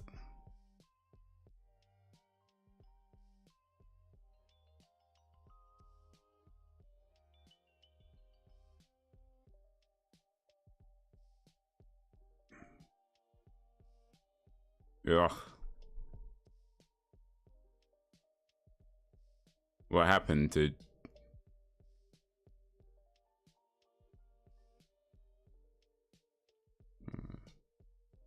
Sold by my mother.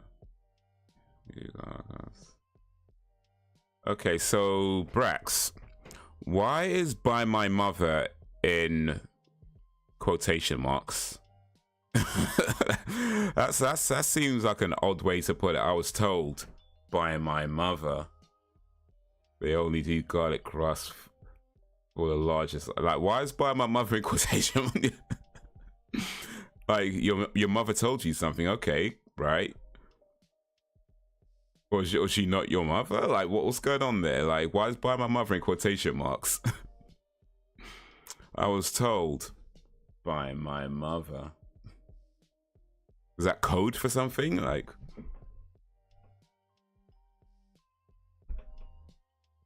I bring it myself. Yeah, that was kinky. Other things. I spelled it correctly.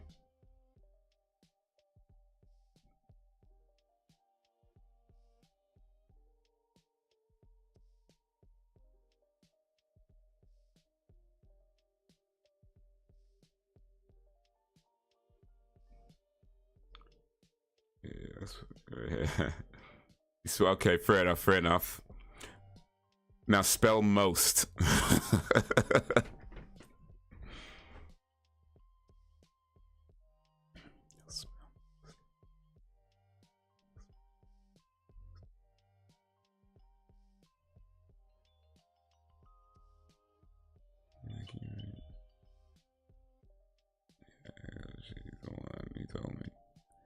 Yeah, but that's why. Why is that in quotation marks? If you said your mother told you something, that's cool. I ain't saying that. What my question is, why is that bit in quotation marks? Like, if you said I was told by my mother that they did such and such, okay, yeah. But you put I was told by my mother. Like, why is that in quotation marks? Like, if your mother's the one that told you something, then it really doesn't need to be in quotation marks, dude. Like,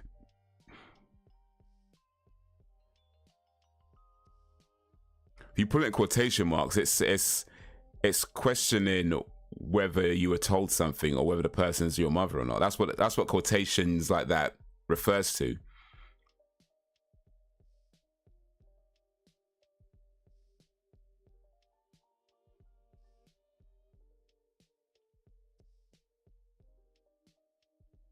Two minutes. I usually use that. Okay, those are quotation marks, not parenthesis.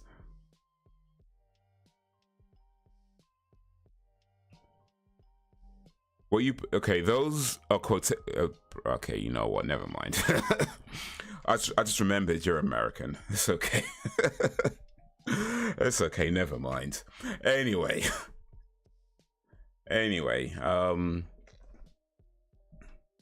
that was Friday the 13th Part 4 with Corey Feldman, and now we know why Corey Feldman grew up to be such a disturbed person in his adult years, because he was in this movie from 1980, whenever it was made.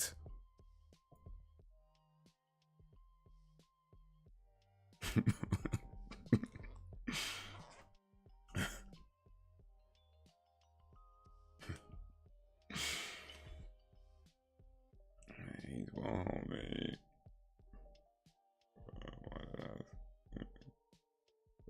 Because I could always keep in my mind you're a Brit. Yeah. We have correct grammar in Britain. that's I guess that's a difference. By the way, just so you know,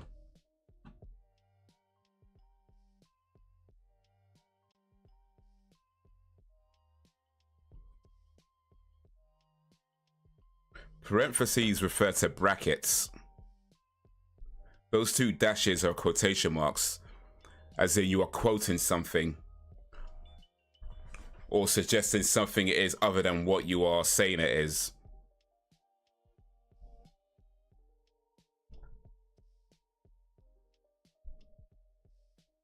Where film completely went off the rails. He had a moment. He had a moment. He had a moment a few years back. I think he's doing okay now, last I heard anyway. But he had a moment. Let me come back to this screen though. Just chat y'all for a little bit.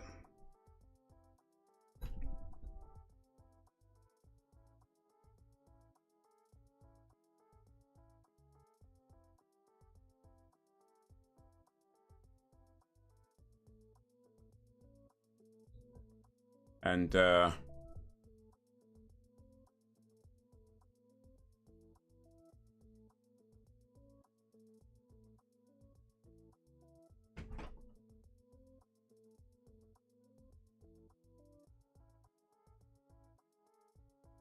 just so you know, this is what parenthesis is, by the way. These are parentheses.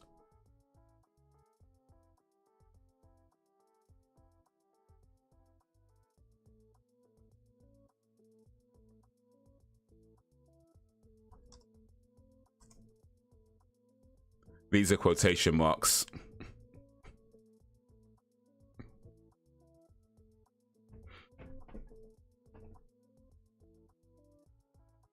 There you go. The big who come with horror eyes from intruders. Can tolerate freaky behavior for 2 minutes.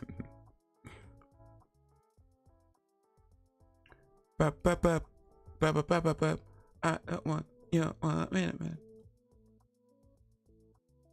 Corey on a show back in the day attempts to dance and sing.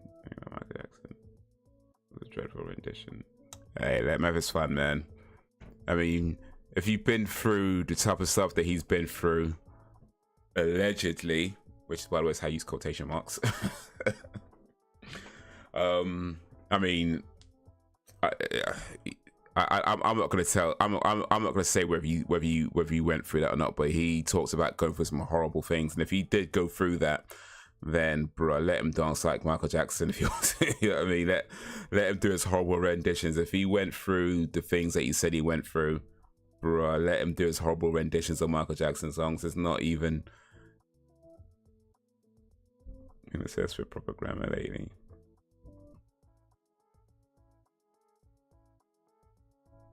We have funny grammar. You mean we speak properly, right? You know what I mean? Gotta have my all-American arrogance, keep it open to knowledge, but keep my American arrogance.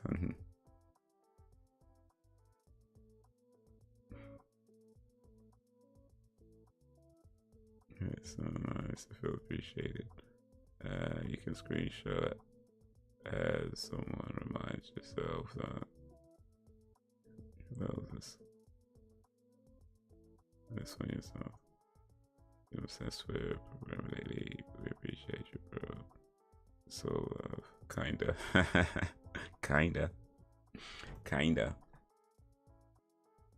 No, I mean I try not to be like one of these grammar nerds and stuff like that.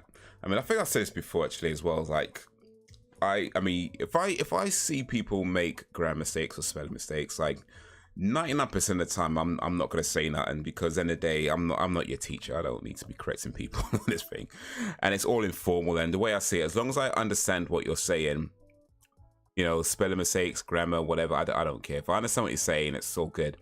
Every now and then I might bring it up, like especially if we're talking about coffee or Star Wars or Marvel, that I might have to, or if there's certain where it's like, you know, you need to put some respect on his name, you know what I mean? And I might say something then. Or if it's just something where I like, actually, I don't understand what you're saying, then I might question it. But for the most part, I really don't care about people's grammar errors. Like, in the day, I'm not your school teacher. You know what I mean? I ain't your daddy. Well, apart from Xbox, but mostly I ain't your daddy. Xbox has good grammar, so I don't need to say that for him. See, that's the thing. by the way. It's good to show when you abandon your kids, they have good grammar when they grow up without their daddy. So for those parents out there, for those dads out there wondering whether they should abandon their kids or not, obviously when you abandon your kids, they turn out just fine. So that's what you should be doing. That's what you should be doing. Abandon your kids and just let the mother raise them. They'll turn out just fine. They'll turn out just fine.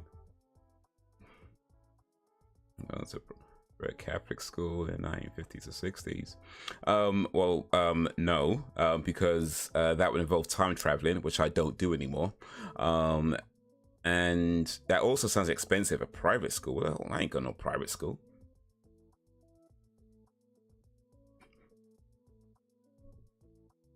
Also, you don't need to go to a private school to learn grammar, by the way.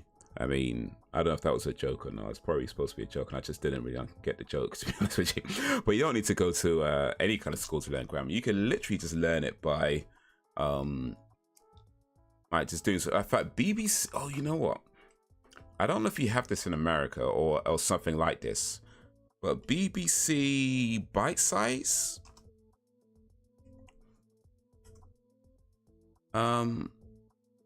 But yeah, BBC Bite Size, it's like it's mainly for like high school students, right?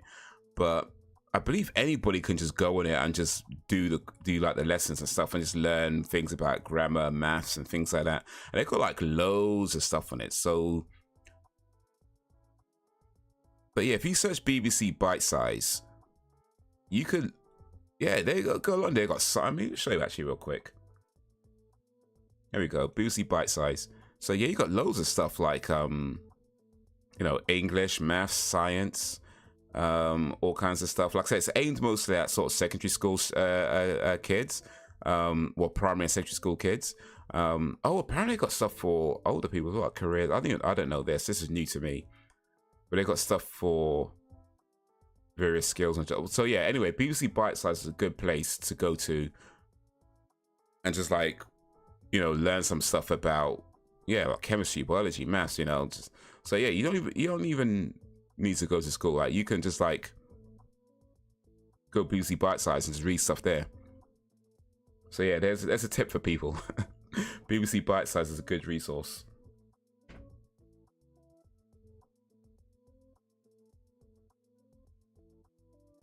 Damn, how'd you know? Oh yeah, he tries hard for your appreciation. And priest uses rulers to help you get it. That was also a little joke. They use, oh, what, they beat you? They beat you if you get it wrong. So here's an age test, by the way. Well, not even an age test, but this is me showing my age a little bit. I am actually old enough to remember when teachers were still allowed to beat children.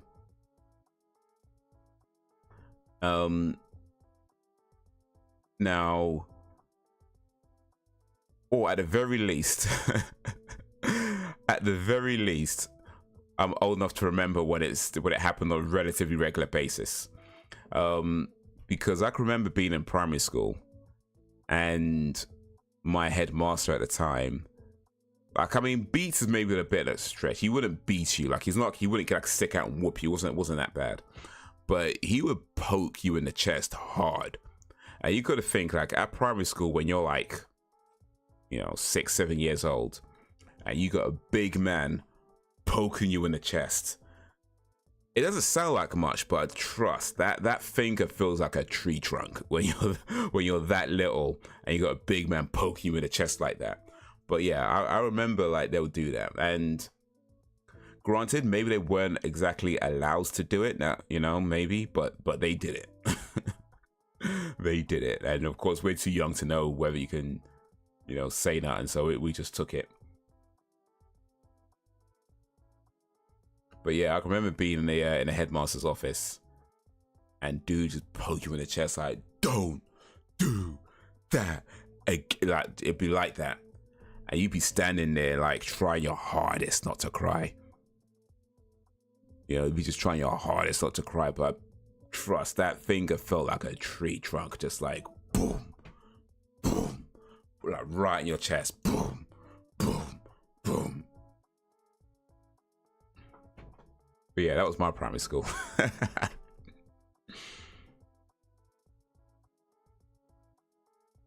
Did they have Read 180 in the UK back in the 2000s? A small class that helped students with their English lessons. I don't know if we had that specifically, but yeah, they would have had like various other programs that did that. I mean, I don't know the names of them because by then I was not in school. But yeah, that we did have. I'm pretty sure we still got BBC Bite Size. That's for one thing. But yeah, there are initiatives that help people with like English, maths, various other subjects. So yeah, we do have that. But yeah, I don't think it's called Re 180. I think it's something else, but I don't know what it's called. Teachers here can beat children anytime. Oof. Sorry, dude.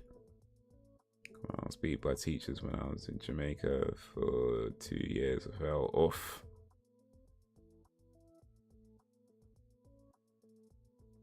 Do you get beat for eating them 6 Bumberclart Rossclart eggs?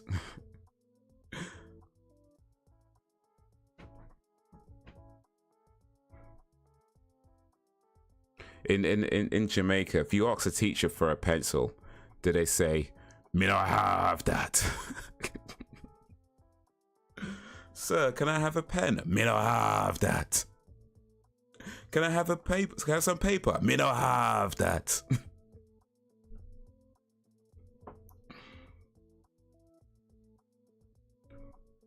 At lunchtime when he goes to the canteen, can I have some chips? Me not have that. Oh boy, I'm sorry, I'm taking a piss too much.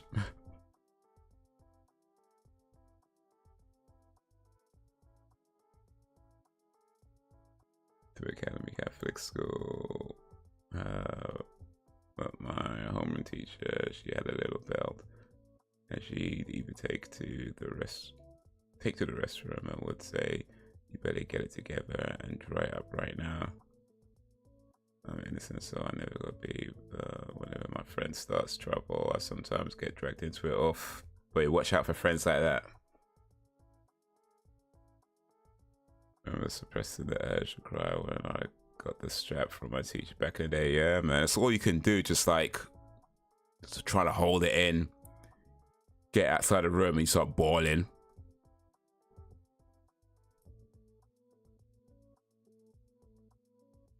It's only hit just as jokes though, raw. But he wasn't all that aggressive. Oh, I'm just gonna beat you, but it's a joke. But that sounds like a manipulative, abusive teacher. I'm gonna beat you as a joke. Yeah, it's funny to him. He's in Jamaica, I swear, was a dipstick. They got a perverse satisfaction from elsewhere. Oof.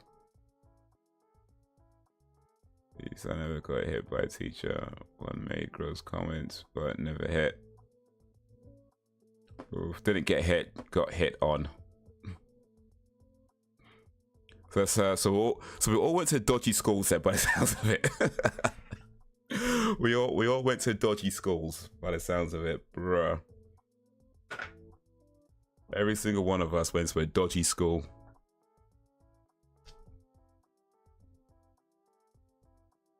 I'm sorry, Miss Jackson. Woo. I forgot the assistant teacher's name though. Jackson. My parents knew each other. Hope she's doing okay. I was tough as a kid. I remember my classmate crying. I wins. I had too much pride to show any vulnerability. Yeah. The thing is though, like, I mean, at that age, that's how you kind of see it, isn't it? Like, oh, crying is for weakness, blah, blah, blah. But I feel like when you get older, you kind of realize that, nah, you just gotta let it out. Just gotta let it out. Truth is, it actually takes more strength to cry in front of somebody than it does to withhold your tears in front of somebody. Like I believe that. Like, it takes much more strength to cry in front of another person than to withhold, because you talk about like showing vulnerability, but then to be able to do that, you know, shows a strength in character that a lot of us don't have. You know, a lot of us kind of strive to have.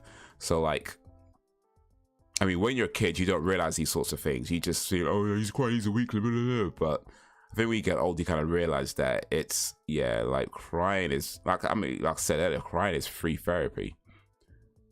Crying is free therapy. And to be able to do that and let it out in front of people, that takes a strength of character that a lot of us don't have. Because when you're holding it back in, you hold it in all the time. Like, you're not really allowing yourself to process things properly. And you ultimately, and the fact that you're having to hold it back, I mean, effective means that you want to cry, but you're not allowing yourself to do it, which means that there's something that your body needs to do for itself, and you're not allowed. It's like, imagine holding your pee in. Yeah. Imagine you need to go to the toilet and you're just holding your pee in. There's something that your body needs to do, and you're not allowing yourself to do it. And what's going to happen? You're going to run into issues. And I think it's the same with crying. There's something that your body needs to do in order to fix itself, in order to heal itself, in order to process and come to terms with things. And when you don't allow yourself to do it, problems. Same with going to the toilet. Your body needs to pee. Your body needs to poop. And all these sorts of things. And if you hold it in and don't let yourself do, what happens? Problems. So yeah, I think it takes a strength of character to cry in front of. So even as kids, like when you might not realize it as a kid because you don't know anything as a kid. But even as a kid, like it takes a strength of character to cry in front of somebody. And the shame of it though is that you do have a lot of us who are still in this mindset of, oh, you're a weakling. When the reality is that that person is stronger than a lot of us. That person crying is stronger than a lot of us. I promise you that. You know, it's the ones who hold it back are the weaklings. We're the ones that are like, you know, trying to convince the world that we're something that we're not. You know what I mean? We're trying to convince the world that, you know, we're this thing, that we're this character, we're this, you know, we're trying to convince the world of something. The reality is we're not that. We're too scared to be ourselves. No, I think it's the people who can let it out. They're the strong ones. They're the strong ones for real.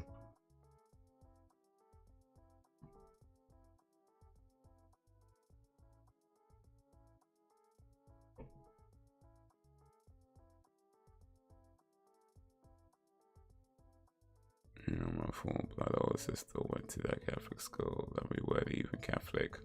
Oof. So in America, the Catholic schools mixed gender, because in the UK, Catholic schools are either boys only or girls only. So is it mixed gender Catholic schools in the United States?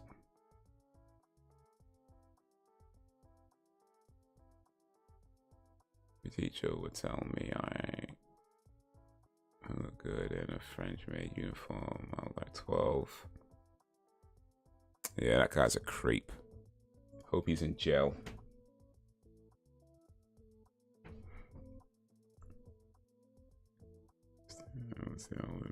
Not show emotion. So I need to be reconditioned. I need to be reconditioned.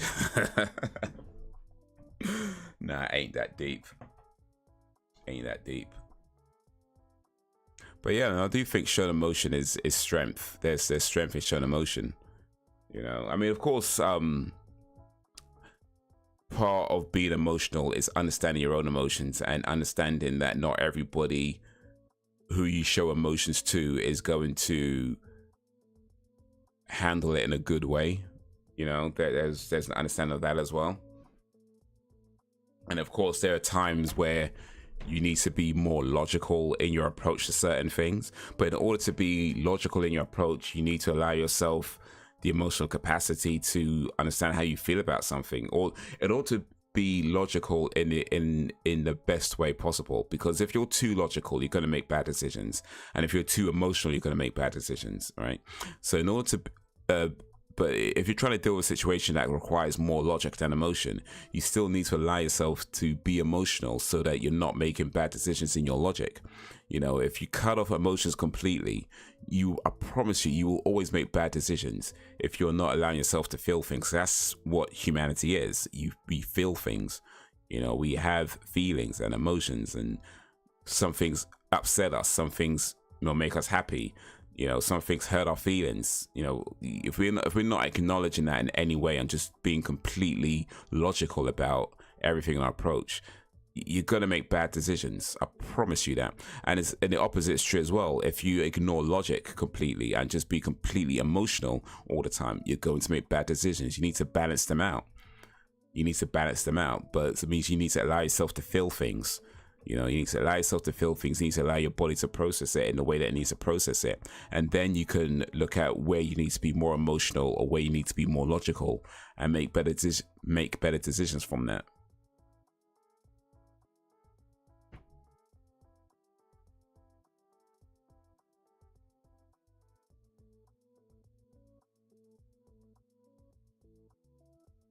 It's a healing indeed.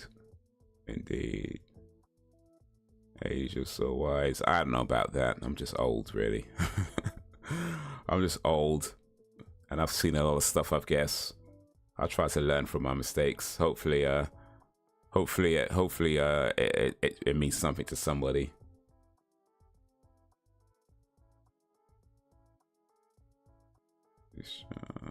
Carry that with me for today in school. Took me by surprise. Like a cream. I didn't know how wrong it was back then. Listen back then. Giving some sage advice. I'm maybe taking notes over here.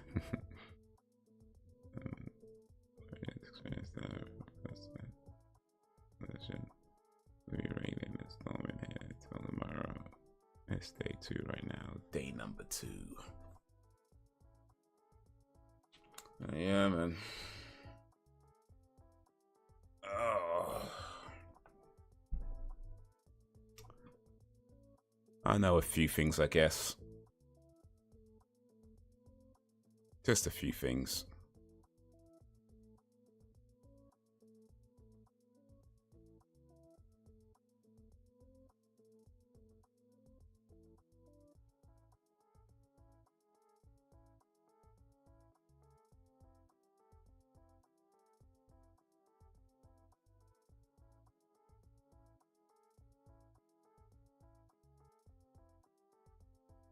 So there's this food blogger that I follow, and she posted a video, video on of her part of her Amsterdam trip, right? And it was basically just saying like the food she was having over there wasn't that good. Like everything looks nice, but it tasted dry. There's not much flavor, sauce. It just looks good, but it doesn't taste that good. And I see this video, I'm like, damn, I've got a trip to Amsterdam booked in August. Just going for like 3 days of dry food, or 2 days of dry food. Damn it. Oh well, I still want to go though. Hopefully I could avoid the bad places by watching her videos though, and just go straight to the good places. Because I want to get some good food out in Amsterdam. It's only for like 2 days. So I'm gonna have to get real high. You know, because I've been in an airplane. Going there, coming back. So, yeah.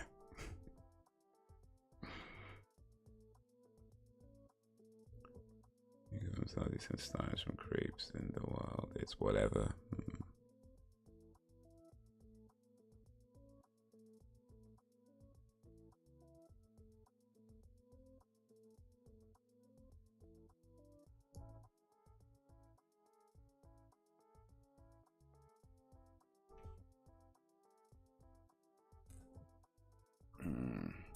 But yeah, that's the unfortunate nature of well, not even nature, but the unfortunate reality of the world, that there are a lot of creeps. There are a lot of creeps around.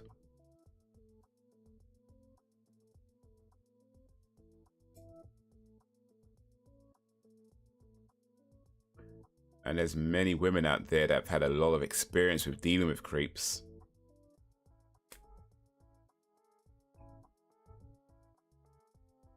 That's also one of the reasons, by the way, where you should never really be judgmental of when a woman doesn't reciprocate your advances. Like, you know, ever have a moment where we try to chat up a girl, and she's just not really giving you that much attention, or she's just not really, you know, she's kind of blowing you off a little bit, and you know, all that kind of stuff, and your immediate kind of thoughts might be something like, oh, she's a bitch, she's a this, da, da, da, da. The reality is that she just might be so used to dealing with creeps that even though you're not a creep, well, hopefully you're not a creep, I should say. I don't know you. You know, I don't know, you know what I mean? Hopefully you're not. But even though you know you might be approaching her with genuine good intentions, because she's so used to dealing with all these creeps, like when you come along, it's, you know, getting that kind of cold shoulder brushed off, so yeah, like it's important to remember that, like, the way people respond to you isn't necessarily, you know, because they're trying to be a horrible person. It's just because they're maybe so used to dealing with certain things that they're just like developed ways of kind of mitigating that, and that's maybe one of the ways. And it sucks, but ain't really much you can do about that because they've got to protect themselves as well. And until they know for sure that you're not a creep, it could be like that.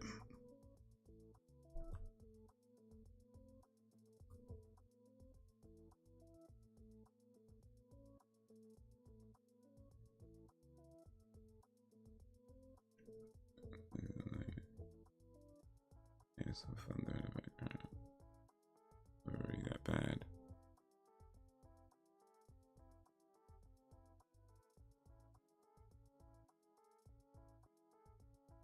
Take the pressure off too personally. You might have had negative experience in the past. Yeah. And by the way, that's not to say that your past is an excuse for being rude to people. Like, I think I want to make that clear as well. Because, like, I get it. Because a lot of us have been through all kinds of horrible things. But that doesn't excuse being rude. But just more that when you've had a lot of negative experiences, yeah, there is going to be a part of you that has that line of defense, you know, about it. And it doesn't excuse just being rude or, you know, anything like that. But yeah, it might come off as sometimes where somebody talks to you or somebody tries to approach you, you might be a bit more of a take the cold shoulder approach, or, you know, the brush off approach, or that kind of thing. It might be that. It might be that. Or maybe they just don't like you, of course. that could be a thing to them. Maybe they just don't like you. Like that literally could be it. They just don't like you. You know, you're not that good looking. You know what I mean? Like it could just be that. Like you're kind of buses, quite frankly. Like maybe they're looking at you like, get away from me. Ugh.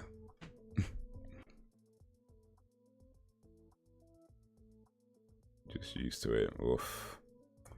Oh wait, I missed a bit. As much as I reminiscent this man-eating culture, yeah, code. Today doesn't change the fact that I've had more bad experiences with relation than good. I'm of a generation where we're just used to it. It's a damn shame, but yeah, that be the reality, unfortunately.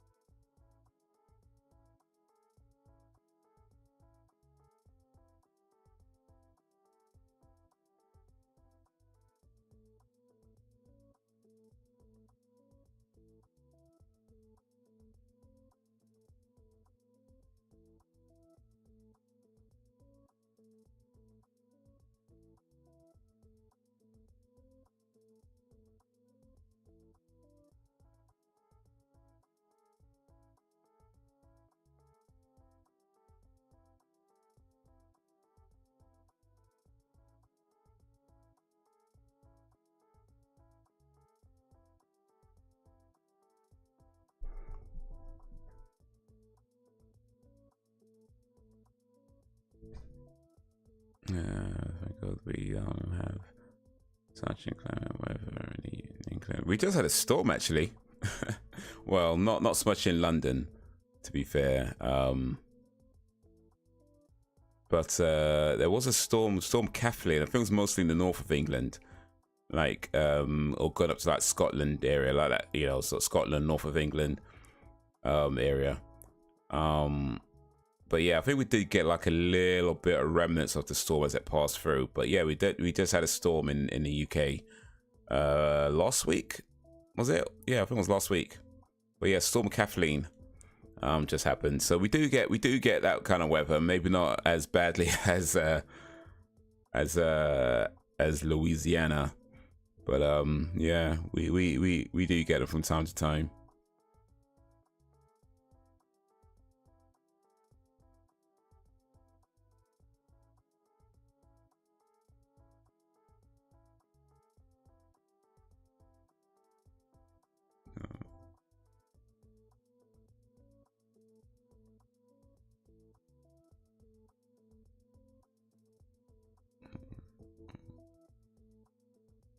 So,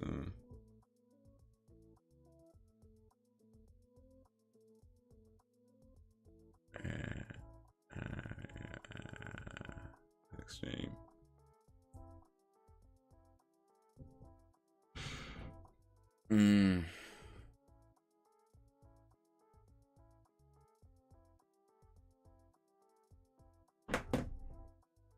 Not as extreme. Well, not usually. Not usually. I think the worst storm I can remember being in, I mean, it was years ago. Like it's got to be more than 20 years ago, I reckon. Got to be more than 20. But I remember being in a storm, and it was coming through London. And I mean, it's probably been worse storms, I'm sure, but this is the one that I remember. I'm saying, like, it was maybe about 25 years ago. I remember like walking through the streets, and it literally felt like I was gonna get blown into the air. Like I was just holding on to things, like trying to keep on the ground. It was that bad. But yeah.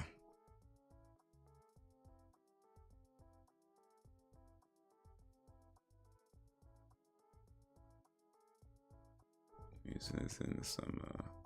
Yeah, practical father, it was my first experience thinking about population. I kind of turned down. I'm just numb to the bullshit. Oof. Man, that guy gives deadbeat dads a bad name.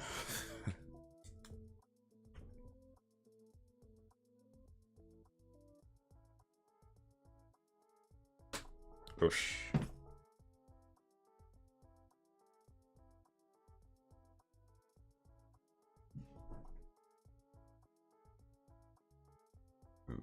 I had to break the frozen fun. Into Wisconsin, it's not all ridiculous. It was so high. To the midtown, so called it bro. I nearly crying like a baby.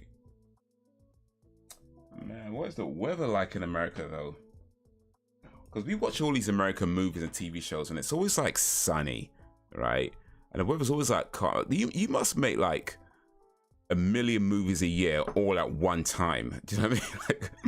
Like, I swear, like in America, they must make all their movies just at one time of the year and just like, you know, release them gradually. Because I guess anytime you watch an American show, like or American movie show, movie or TV show, like it's always good. I mean, of course, unless it's like supposed to be like, I don't know, like a horrible weather movie, like a disaster movie or something. But most time, like say like, I don't know, like 80% of the time, it's like good weather.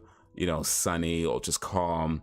I swear, you guys must make your movies and TV shows all within that 1 week of the year where the weather is good, and just like have like millions of stuff. No wonder actors are going on strike, having to work so much in that short amount of time. Or that's what they do. This must be. I think we cracked it. Americans just, they have like a 1 week period where every movie and TV show gets made, and then they just release them actually throughout the years. So like we're watching it like, oh man, it's always sunny in America. It's always good weather in America. I was like, nah. That was that was June 2020. That was June 2021. That was it. That was just that one movie made, or that all those movies made in that 1 week. That was that.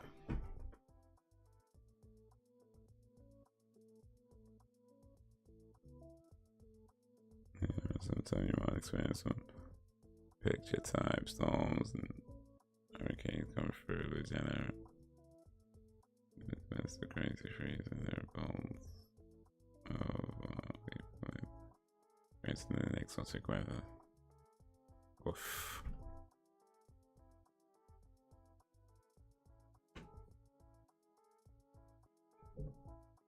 Yeah. Guess bring a jacket with you.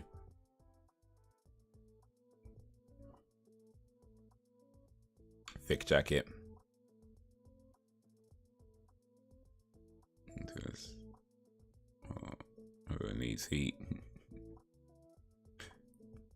Yeah, south is where all the alligators are, though.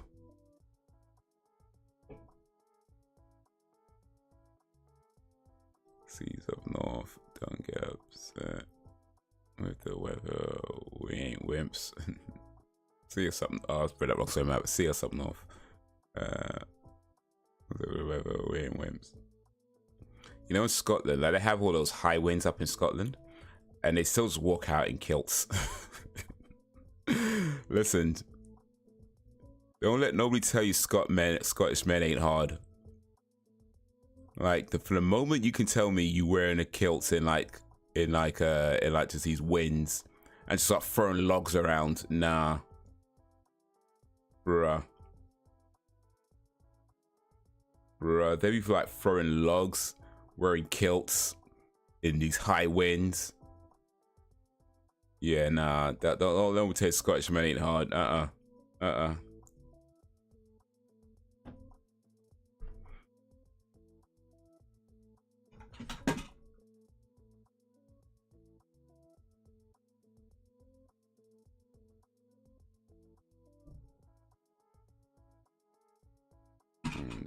was right to that. I wonder. Newcastle's football game, bare chested in that cold ass place.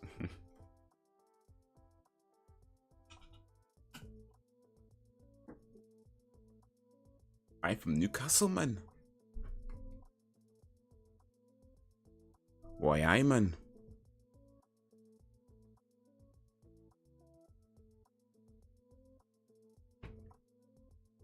All right, guys, it's getting to that time.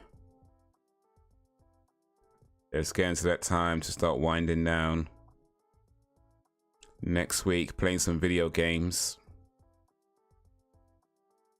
During the week, I might try and post a video. In fact, I posted a video today, actually. So if you're not seeing it, check it out.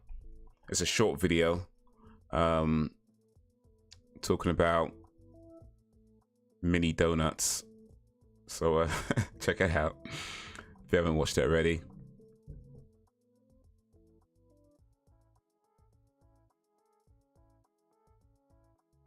Scottish are too drunk to get about. You know, that's probably true. That's probably it. That is probably it. You know what? Yeah. I think you just nailed it. Yeah. I think you just nailed it. Actually, yeah. It's just.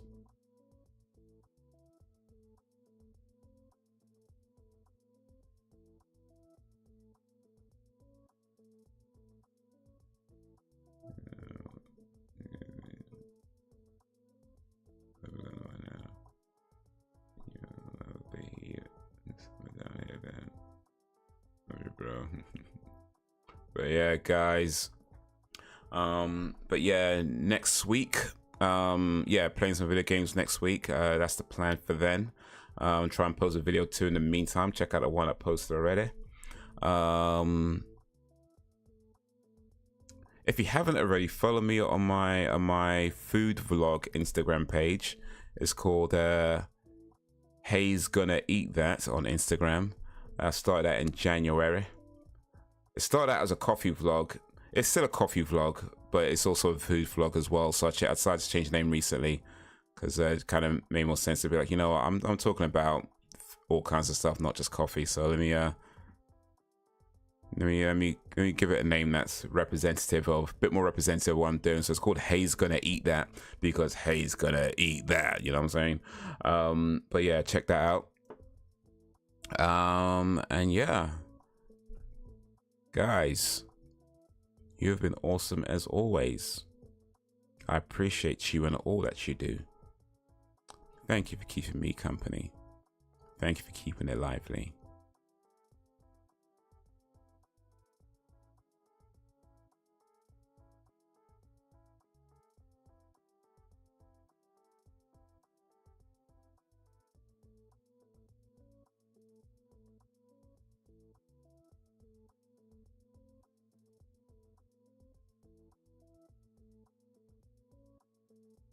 Just checking the messages before I sign off properly.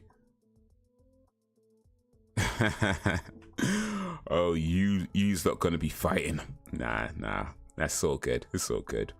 It's all good, baby. But yeah, guys, you've been awesome as always. I appreciate you and all that you do. Thank you for keeping me company. Thank you for keeping it lively. And until whenever, if ever, peace.